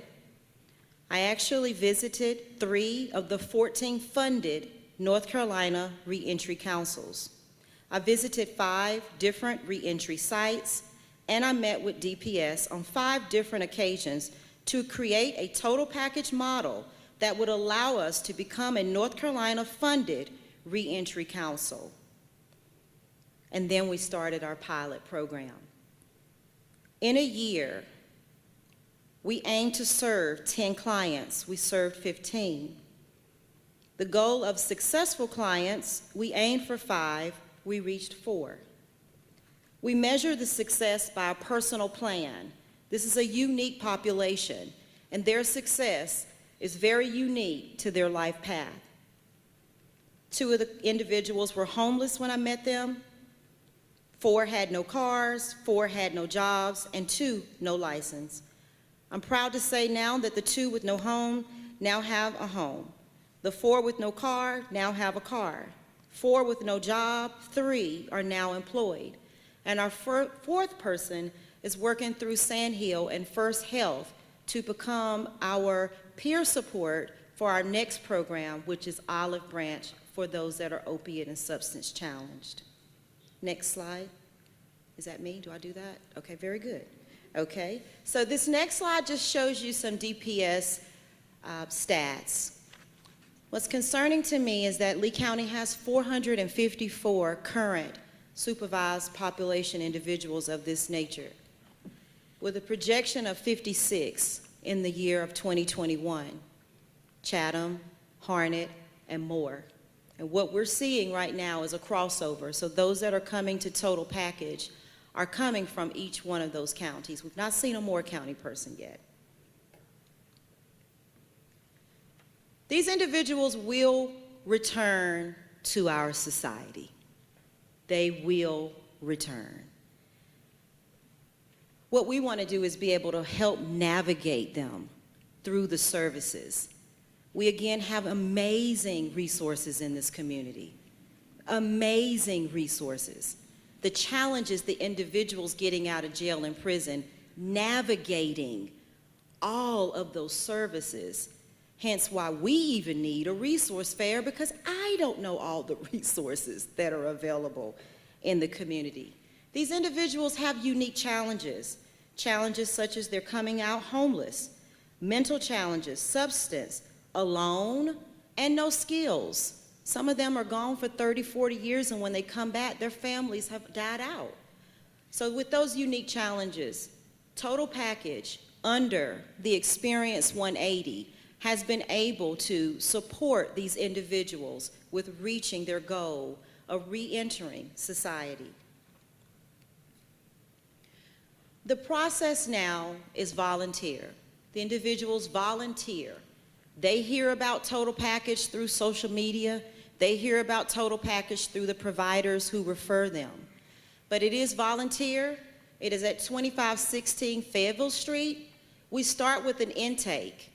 Then there's an assessment, because if we don't know where they are when they come to us, we don't know how to direct them. So with the assessment, we learn more about those individuals and their needs. There's life coaching and a personal plan developed for each person. Each person has a separate personal plan developed for them at their location of life. There's life coaching workshops, and you've heard them mention the mindset maintenance. That mindset maintenance is a curriculum that was created to help individuals change their minds.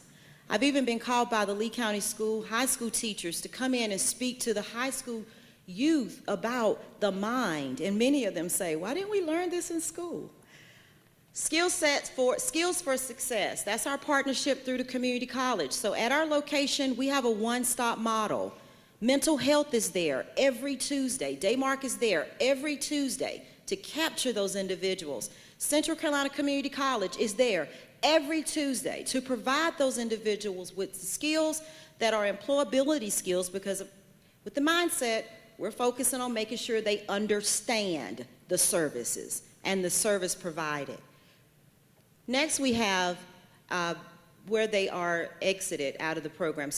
There is a personal plan tracking. So those individuals are actually living their personal plan. I'm working with them to make sure they understand their personal plan, making sure they make their appointments to the doctor's or making sure that they attend the Career Center for the next opportunity. And then finally, they are exited from the program, but not exited completely. There is a follow-up process. Oh, wow. Okay. My last slide just indicates the structure of DPS. I've been working with DPS since day one, 2018, to design this model so that we would be able to be next in line for funding for a true reentry council. Next, I'd like to invite the chair of Total Package to come up.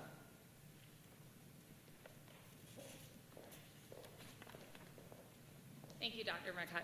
Oh, sorry. Thank you, Dr. McIver. And good evening. My name is Deirdre Stevenson. I am the chair of the Total Package Reentry Committee. I want to say thank you to the commissioners for having us here tonight, and thank you for all that you do for Lee County. I know it could be a very thankless job. I'm an attorney here in Sanford, North Carolina, and I'm from Lee County. I've lived in North Carolina my entire life, but it wasn't until I went to law school in Raleigh that I became involved with people who were different than me, socioeconomically, with opportunities. I've been involved in reentry work pro bono for 7 years now. And I say that because I'm used to a lot of different types of clinics: expungement clinics, licensed restoration clinics, homelessness clinics, things like that, where a big group of attorneys would meet and try and clean up a record here to help someone get their license restored. I give you that background because 2 years ago, Dr. McIver came to me because I was the president of the Lee County Bar, and she needed some lawyers to help her get this thing off the ground.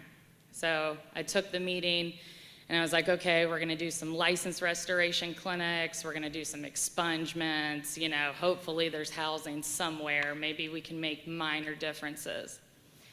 So Dr. McIver came in and sat down, and then she started talking to me about this model, which was completely different than any type of reentry clinic or process that I'd ever been involved with. And that's largely because of the Total Package partnership model. Currently, if you have the brochures that are in that lovely packet, you can see all of our different partners on there. North Carolina Department of Public Safety, Sanford Correctional Center was here tonight during public comments. OMI, Belflex, Sandhills Opioid Response, the Community College, Daymark, Lee County Food and Nutrition Services, Haven. The Sheriff's Department in Lee County is one of our biggest supporters. We have the Crystal Solutions, thank you. We have Crystal Solutions with the Mindset Maintenance. We have the Love, Faith, and Fellowship Church. And then we have the Ladies of Purpose who help provide transportation. This is a different kind of model. Earlier, you heard Mr. Barry speak, and he has an amazing voice. I get to learn from these clients every time we have a meeting. When Barry was released from prison 6 months ago, he was let out in kitchen whites. So it's not like the movies where people get let out with like the 80s sports jackets and things like that. I thought you got the bag of like what you came in with. That's not how it goes. So I'm learning every day. Barry was released into Lee County wearing kitchen whites, which is a uniform given to kitchen staff in the prison. And I asked him, Barry, what else did you have? He said he had a folder with outdated resources in it. He was taken to probation after he got out of prison, and then he was dropped off at OMI with nothing. These people are in our community, and they're here, and there are more of them coming. You heard Mr. Paul Tate from OMI speak earlier. He said today he got about 15 calls from the prison looking for beds. I heard him speaking with Dr. McIver before this meeting started this evening, and he said, Crystal, I have one empty bed right now. With reentry, we can solve so many different kinds of problems, societal problems, addiction, homelessness, crime, recidivism. Lee County has a need, and Total Package through Experience 180 is the answer to that need. We've been doing this all volunteer-based. We've gotten some generous donations from the Lee County Sheriff's Department. I think our partnerships and our progress doing this with almost no funding really speaks to the potential that this program and this nonprofit could provide this community. So I ask you to consider our plea tonight, and thank you so much for having me.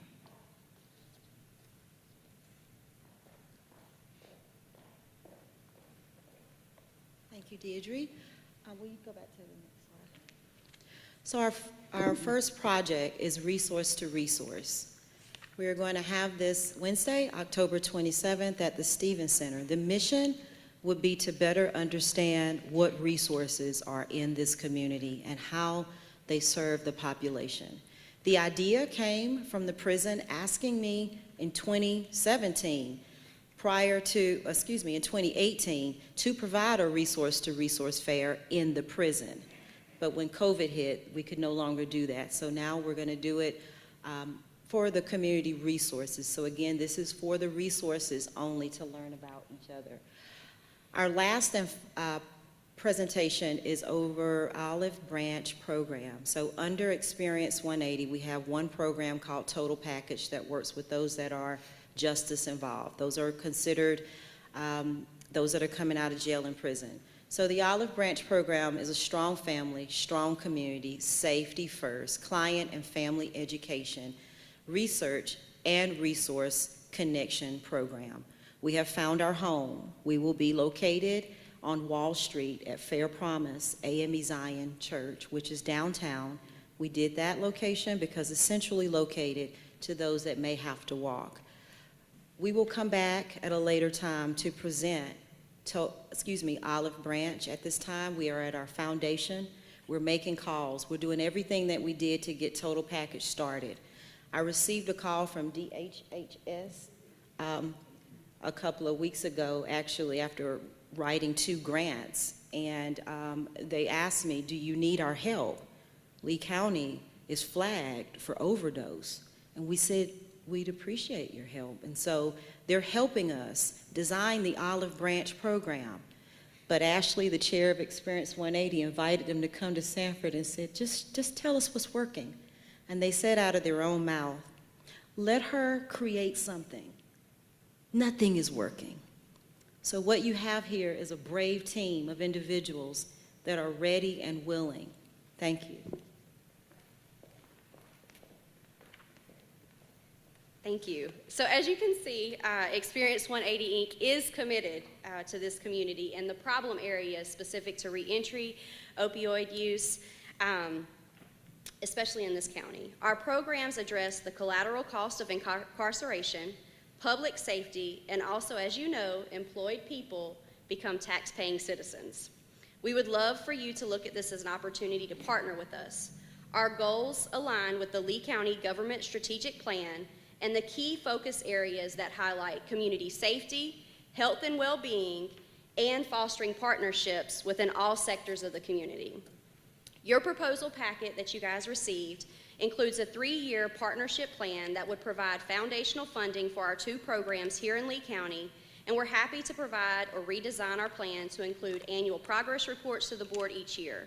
We just wanted to ensure an introduction, especially as you're deciding the American Rescue Funds or the opioid funding opportunities. Thank you for your time, and we're happy to answer any questions you may have.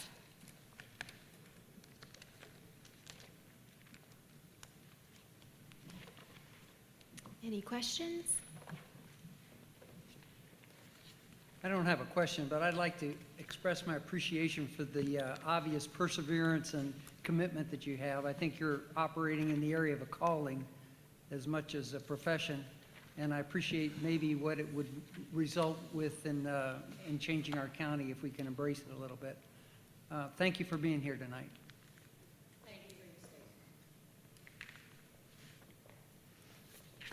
Any other discussion? Well, there wasn't an action item, but I thank you for being here tonight. We appreciate all your words and your all that you provided for us tonight, and we will consider it as we move along with all of our other ARAP funding and things like that. But we appreciate you for being here tonight.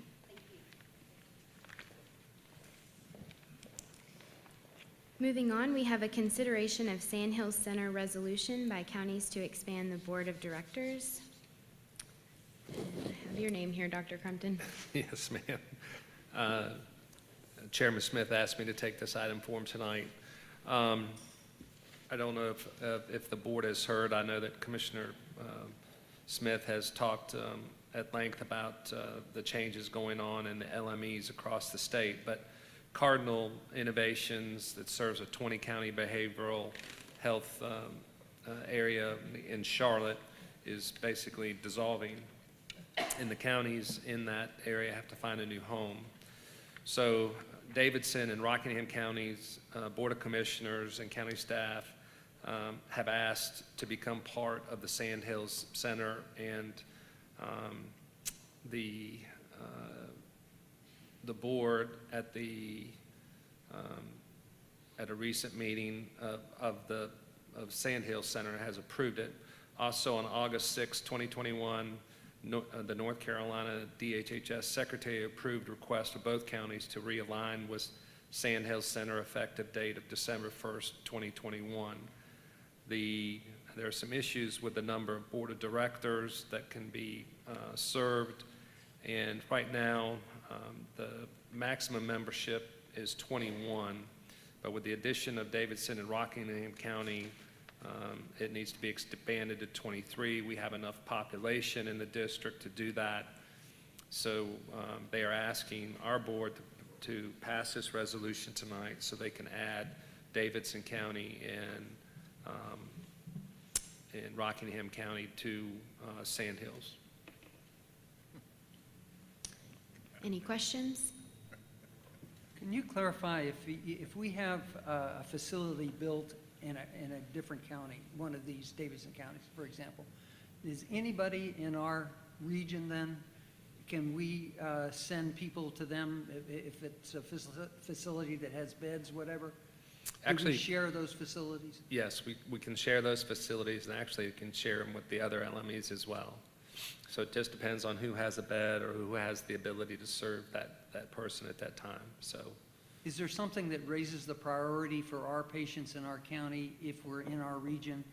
In other words, will we have a priority of access to the facilities in the counties in our LME? I can't answer that question. I don't know the answer to that one. Okay. The only reason I ask that is that when we add the 2 additional counties, they're large, they're attractive in terms of getting funds from what we're doing, and I just was hoping that we would. It improves our ability to have access to more places for the people that we have in Lee County that need it, and I think we probably work that out that way. I guess. Thank you. Do you have any idea of what contributions they're currently making, Davidson and Rockingham, toward mental health, these Yeah, counties? I don't know what they're paying Cardinal, no, sir. Okay. But typically, they, whatever they were paying Cardinal is what they would end up, coming and bringing in and paying to Sand Hills. So we haven't had our contribution changed by Sand Hills, I think, since I've been the county manager. So it's been at least 14 years, so. I would agree, but each time we get a larger county involved, and ours remain the same. For example, the question that Commissioner Carver raised about access is actually, as I understand the process, handled by Daymark. And if Daymark doesn't make the referrals, for example, to the one in Randolph County that we currently have, we don't get any service at all.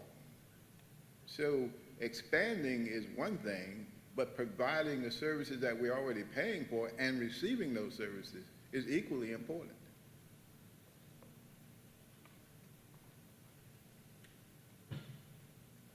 I agree.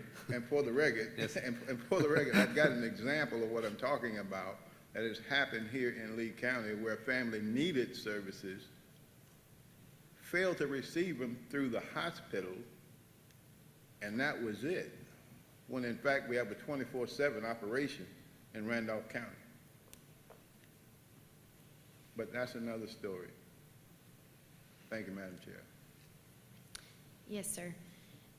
With this discussion, we do need a motion one way or the other if we're going to approve this Sand Hill Center resolution.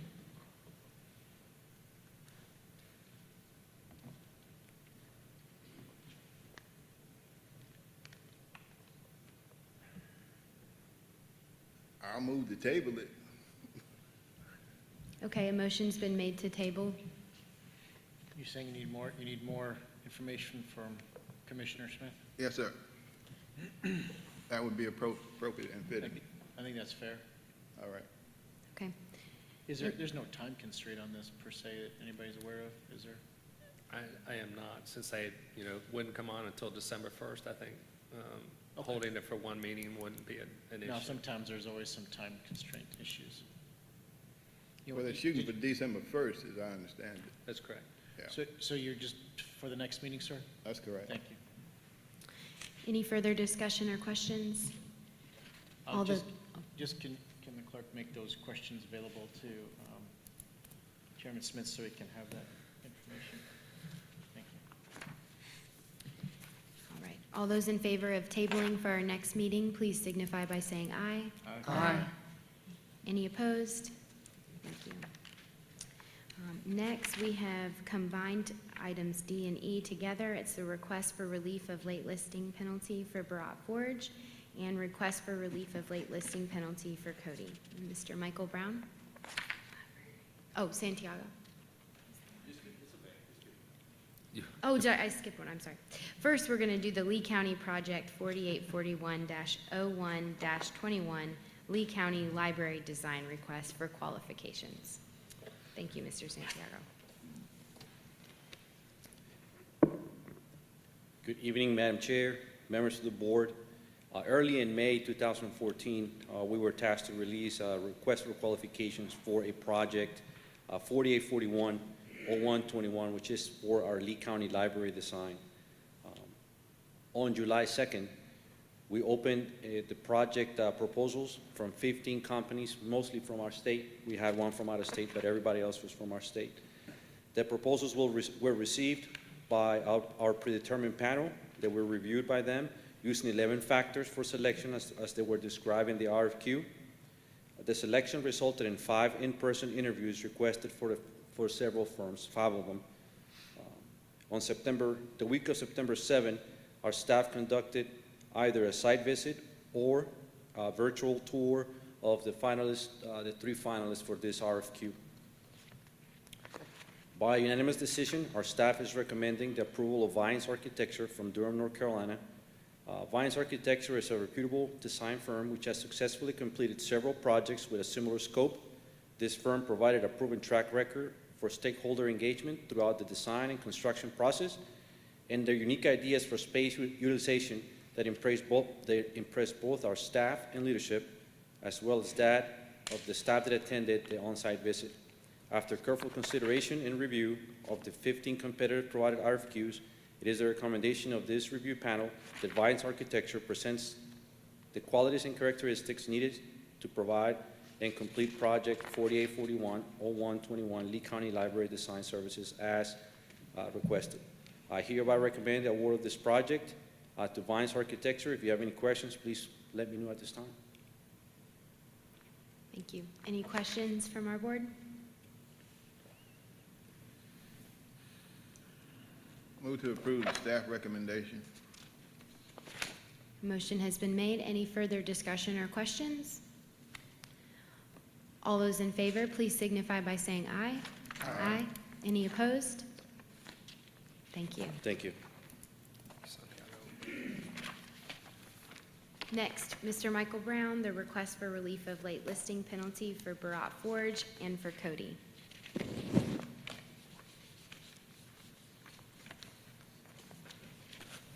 Good evening, Chair LaValle, Commissioners, and staff. Tonight we come before you with two different requests for relief of late listing penalty. The first is with Barat Forge.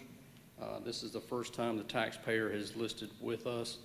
The listing period is January 1st through the 31st, and the listing was turned into us on March 15th. And any of the late listings, we by law have to apply a 10% penalty. And from the information provided, we would state to enforce that penalty and look to you for your resolution and look to get a decision from you as to how you'd want us to proceed. Now, what is our policy? This is our first time.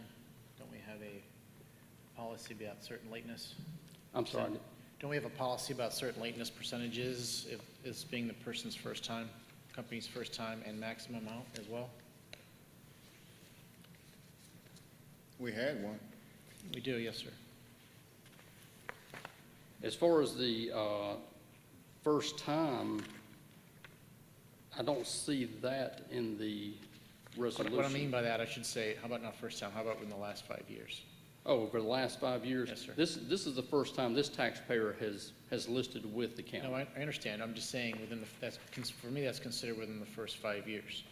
So they haven't, I'm sure this is a first time, but it's still within the 5 years, right? And then what's our other policy that goes along with that? You want me to read I was that? saying- I'll be glad to read that. Thank you. Okay. It says, this was passed back in November 2013 by the Board of Commissioners. It says, the Board of Commissioners may reduce the late listing penalty as follows.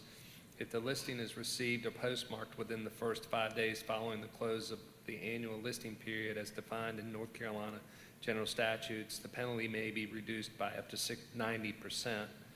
If the listing is received or postmarked within 30 days of the close of the annual listing period as defined in North Carolina general statute, the penalty may be reduced by up to 50%. The amount of late listing penalty as it pertains to county levy may not exceed $5,000. The amount of late listing penalty as it pertains to the fire district taxes may not also exceed $5,000.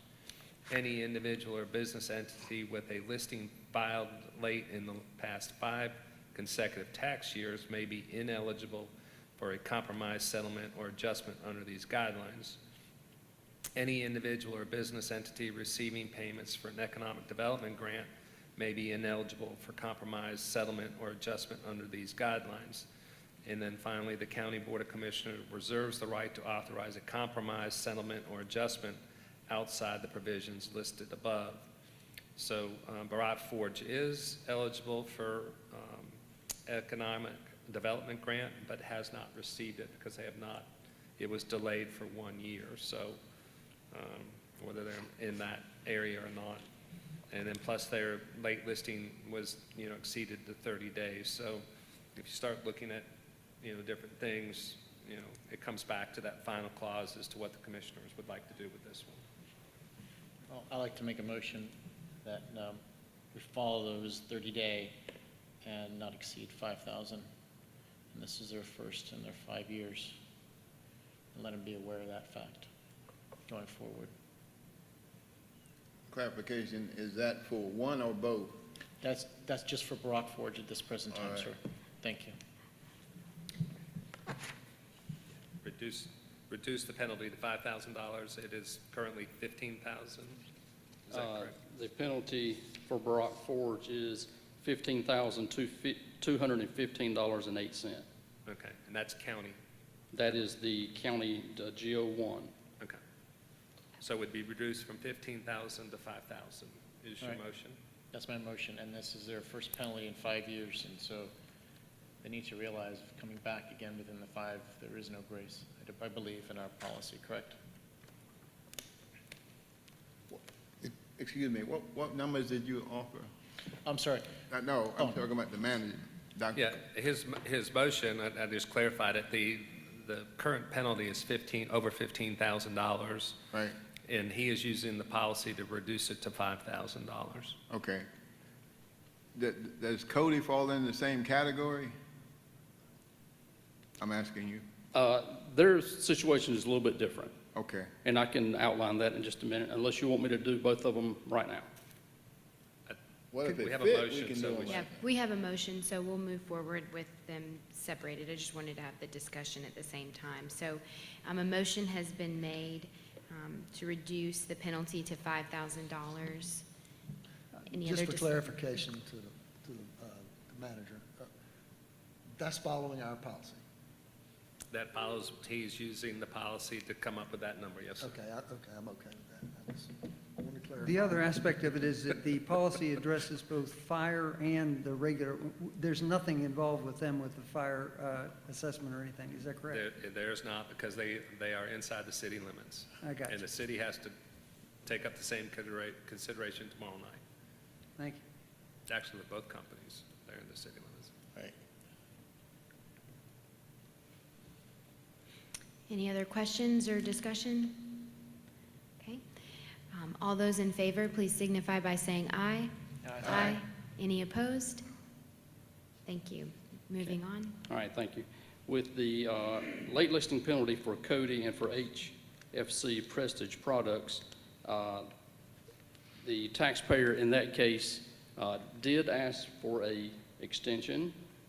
The extension was granted to March 15th, but the actual return was not sent to us until March the, I have it right here, it's the 25th, I think. Yeah, it says March 25th. Okay, all right, because I'm looking, didn't see that, thank you. So we received it by U.S. Postal Service 10 days past the date that they should have. So the penalty for Cody is in the amount of $10,019.21. For HFC Prestige Products is in the amount of $5,335.55. Cody has listed late two prior in 2017 and 2018. They do have a economic development plan, but Cody has one, but they've not received any payments from it, but there is no economic plan with HFC Prestige Products. Was HFC also late? Yes, they were both. I'm sorry, late in the past 5 years? They only started listing with us in 2019 and 2020, and this is the first time that they are late.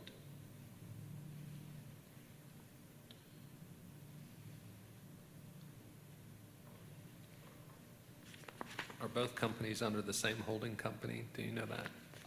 Tim? I do not know. I know that Cody actually files both of these returns with our office. But they're also separate tax bills, right? That is Yes. correct. Yes, sir. Yeah, Cody's is a little confusing. I'd like to make a motion that the full penalty be assigned to Cody and that the $5,000 limitation be assigned to the other one, HFC.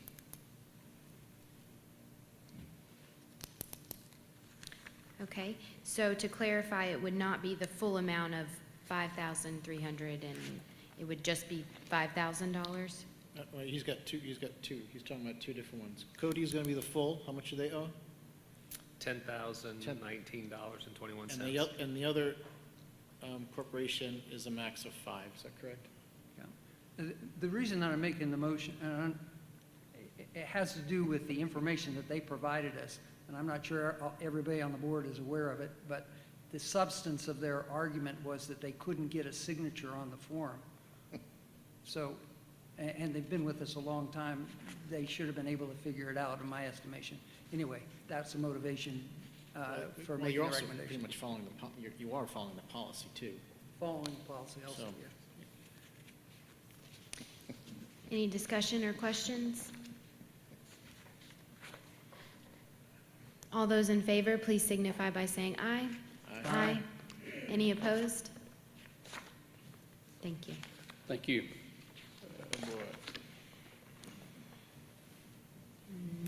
Next, we have a consideration of a donation to the Board of Elections, or from the Board of Elections building to Johnson Lee Harnett Community Action. And that, is your name on it, Mr. John? Well, I'll start it, and then I think Whitney will probably chime in on what you can and you can't do. Sure. We received back in April, when Johnson Lee Harnett Community Action found out that we were moving elections to the old bowling alley. They sent us a letter requesting that we donate the building to their organization. They want to expand their case management services, their homeless services, and their housing services, and they need that space. Plus, it would be better if they got off the second floor, since that's really not ADA compliant up there. So, from a staff standpoint, our recommendation was that we would declare the building surplus anyway at this point. So the board has the option of declaring it as surplus and selling it, or declaring it as surplus and meeting the request here with Johnson Lee Harnett Community Action. And I'll let Whitney talk about the legalities of donating the building. Yeah, so if the county wants to donate the building, then we would need to place covenants in the deed to ensure that the entity continues to use it for the public purpose of homelessness and addressing low to moderate income individuals. So we would include proposed covenants in the deed restrictions, but then they would also, if they violated it, would revert back to the county. If the board would like to, we have prepared a resolution for the Still Street. What we would have to do under the law is that the closing couldn't occur until at least 10 days after advertisement, so we would have to advertise it in the Herald, allow citizens opportunity to contact the board or submit comments, and then 10 days after that, we would be allowed to close. So I would bring it back to the board just to let you all know if we received any comments before we actually authorize the transfer. No, in my understanding, the building's not allowed to be sold either, correct?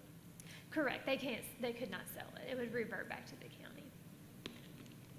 Okay, so we can sell it, they couldn't sell it. Correct. That's correct. Okay, and this letter seems to suggest that they merely want to continue being there, and they'll take over the expenses. And That would be maintenance, the deal. They take over the expenses of the Right. building. Yes, sir. So I guess I'm trying to understand why you're gonna give it to them. I don't follow that logic. Maybe you can help me. Well, we would be donating the building. They just have to continue to For their- use it for for their public use. purposes. For their Okay, Yes, sir. I thought you were saying we were transferring ownership. No, I mean, the deed would transfer to them. but Yes, for we the are public transferring purpose. ownership to them. That way, they're responsible for the building. Okay. Anything that happens to it, they need to maintain it, And once- provide insurance on it, so forth and so on. But And they if they cannot, the cease- deed restriction would stop them from selling the building, really without the board's approval. Right. And then it would actually revert back to us if they stopped operations there. And then we could sell it. And we have no involvement in state of repair at any given time. That's correct. All right. Move to Being- approve. Being a serving member on the Johnson Lee Harnett Community Action Board, as well as Ms. LaValle. I would recommend that, we do what we can to help them with this building. I didn't make the motion, move to approve. Yes, a motion has been made to approve. Any further discussion? I got 2 commissioners on record being responsible. No, you So don't. I'm good. Go ahead, let's vote. All those in favor, please signify by saying aye. Aye. Any opposed? Thank you. Next, we move on to our manager reports. For July 2021 financial report, Ms. Lisa Minter. Good evening again.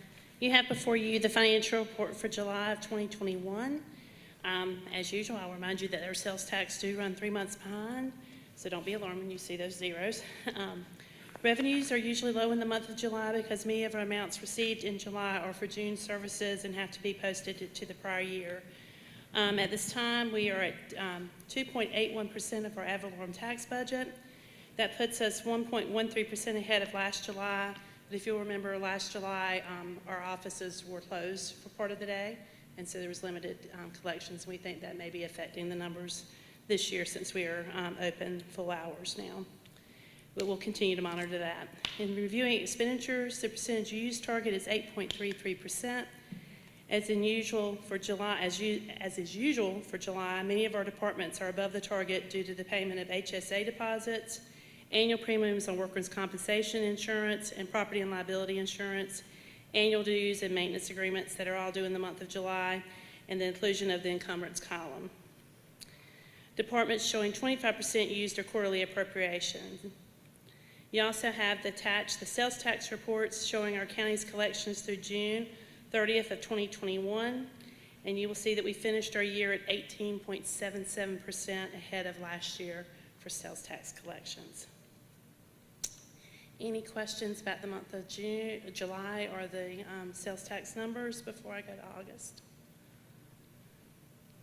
Okay. If not, you also have, we're playing catch up this month, the August report. Again, sales tax runs 3 months behind. We are 1.14% ahead of the same period last year for ad valorem tax collections. And we should be around 16.67% of expenditures or lower. We have dropped several of our departments are back in line, and just a few are over, and again, it's because of the expenses. So for some of the small departments, those expenses that we pay up front affect them for quite a bit of the year to get them back into line. But at this point, I don't have any concerns about any of the departments. And again, departments showing 25% used or quarterly appropriations. Any questions? We'll be eagerly waiting the July numbers for sales tax to see how much our growth is going to continue to hold. But we're optimistic, very much so right now. Thank you. Thank you. Moving along to the county manager's monthly report for the month of September 2021. Yes, ma'am. The courthouse and government center renovations continue. Work in the main courthouse building is complete in the clerk of court offices. Renovations are now ongoing in the old register of deeds section, the district attorney's old section, and the magistrate's courtroom. Work at the courthouse should be completed before the holidays. Work at the government center is still ongoing. We're about to complete phase 1 and 2 in the government center by September 27th, and then phase 3 will begin immediately after that, and hopefully will be finished sometime in March of 2022. There's no update on the historic courthouse grant, although we've been getting emails a little bit more frequently in the last week that they're starting to move along on that, and hopefully we'll have some money in a couple months where we can go ahead and bid that project out. The Board of Elections, the move is complete to the bowling alley. Parking lot projects are about to start at the courthouse, Board of Education, and Douglas Drive, and that should be quite the mess over the next 60 days. The Bob Hale Center renovations are almost complete. Want to remind the board that when the Bob Hale's project was brought up in the first place, using that area as a youth center on Friday and Saturday nights was discussed with the city.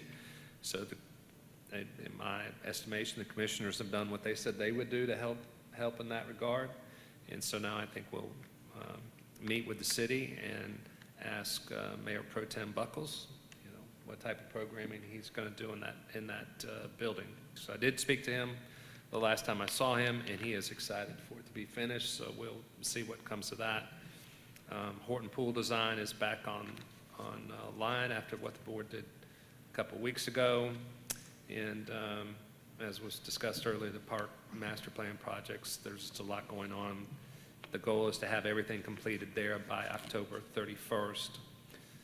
The Sandley Mountain Bike Trails, our contractor was back at work this morning. We have sent out a survey to the public asking for comments on the trails. As of this morning, we'd already had 150 responses since Friday. Mostly positive, so that's good. That's excellent. And I sent some emails out to people who had emailed me about it. They were all very excited and said they would be doing the survey. So a lot of interest in the work going on out there. Our contractor's doing an excellent job. My last item is the COVID update. I told Heath I would read his report if I can get it to come up. He stole some of the thunder I was going to talk to y'all about, which is the new cases that we received today basically over the weekend. 86 cases, 30 of them are for children 0 to 18 years of age. Our weekly case count is back up to averaging 370 a week, and our positivity rate is 12.9%. Total deaths are up to 97. I believe at the public policy luncheon a week ago, Monday, that number was 91. So that has increased by 6 in a little over a week. So Lee County residents that have received the first dose is 32,357 of the vaccine, and 29,611 people are fully vaccinated. If you use that as a percent of our total population, that's 48% who are fully vaccinated. And roughly of those people who are eligible, somewhere around 56%. So that's my report, Madam Vice Chair. Thank you. Any questions? Okay, moving on to commissioner comments. Commissioner Levick? I'll try to be brief. A few notes here. Thank you all first who came out tonight. Most of you have gone, but thank you out there in TV land and everywhere. It makes us as commissioners feel good when you get public comments and interest. Financial award, thanks again to our finance department. Great job, 25 years. That's so awesome. Our young commissioners, that was an awesome class. They came in. I remember when I was running and saw those groups come in and the eagerness to learn and things, so that's pretty neat. I was able to represent the county Friday night at Magnetti's Farewell to Sanford. That was, I reassured them that they started this thing in the 70s for us, made a nice building, and how many it will train and learn future. So we were very fortunate with them leaving it as a county to receive that, purchase that building to, it's going to train so many young people and young adults coming up. And I also got a chance to the Lee County Fair. What a great participation from our county folks that came out. I think they had a really good year with that, and I just want to commend the Lee County Lions Club on that. Thank you. Commissioner Reeves? Yes, I'm more interested in the ARP information. When I look at the census, those census areas designated, I realize we can get a larger map. Is there some significance for the streets that are identified? Anything special about those areas? That area is designated by the federal government, based on basically low income and that type of needs. Yes, sir. I guess my question is does that indicate that there's some special consideration for those individual areas? Yes, sir, that you can, because actually the restrictions or the hurdles you have to meet are reduced in that area, and you can use those funds for more than what you could do in other areas. Yeah, well, I'm requesting a larger map so I can read the streets and all as soon as possible.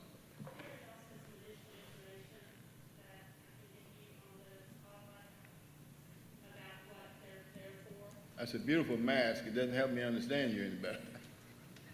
I apologize. All right. There's also some additional information that I pulled off one of the websites today on the role of the qualified census tracts. Okay. That I will send out with you, with the Okay. map, if that is okay. All right. Thank you. Commissioner Sharp. Again, congratulations to the finance staff. I did want to apologize that I missed the last meeting. I was exposed to COVID, had a little scare, got tested, I'm fine, but. Glad you missed it. Yeah, me too. But that's about it, and thanks to Ms. LaValle for leading a good meeting tonight. Thank you. Commissioner Carver? I want to say I was also at the fair and had a chance to get a snow cone from Commissioner Lovick. It was a good time had by all. The comment I would like to make about the number of people that showed up tonight talking about the issues about people that are justice involved and also our youth. I'm just really interested, as I'm sure you are, as continuing to look at how we can use these new funds that are coming in, both through opioid and through the recovery funds, to address some of those issues. So I look forward to our workshops where we can figure out how we might best be able to spend that money. Anyway, I wanted to appreciate the people. Unfortunately, they're gone, but that's the kind of thing we need, people who go ahead and pick up and get things done, even though there's not somebody there holding their hand. They're using their professionalism and their heart to help us out, and I just really appreciate it. That's all I have. Thank you. Commissioner Connect? A lot of fun things happened over the weekend here in Lee County, and I'm glad the weather held out for it. It's good to see. That's all. Thank you. Yes. Yes. One thing is today I met with the North Carolina Child Fatality Task Force, and it was a 3-hour meeting, and a large chunk of it, almost half of it, was spent just going over COVID data. And one slide that just stood out to me, and I've been thinking about it all day, is the increase of child suicides from 2019 to 2020. It increased by 53%. And these are students aged 14 to 17. So when I think it's just being here today and hearing all the comments about our youth, the need for our youth and attention to them, and hearing this data, especially with COVID and just what it has caused, I think it amplifies that need. So I just wanted to share that. This session is still currently going on, so we have some legislative goals, but nothing has been finalized through the task force yet, but when it is, I will update our board. That is all the comments that I have. Thank you for allowing me to lead today. It was a good, long meeting, but it was necessary. We covered a lot of important things. Sure. Dr. Crumpton, it's been some time since we talked about the Bob Hill arrangement we had with the city. We finished our part, which was the rehab work.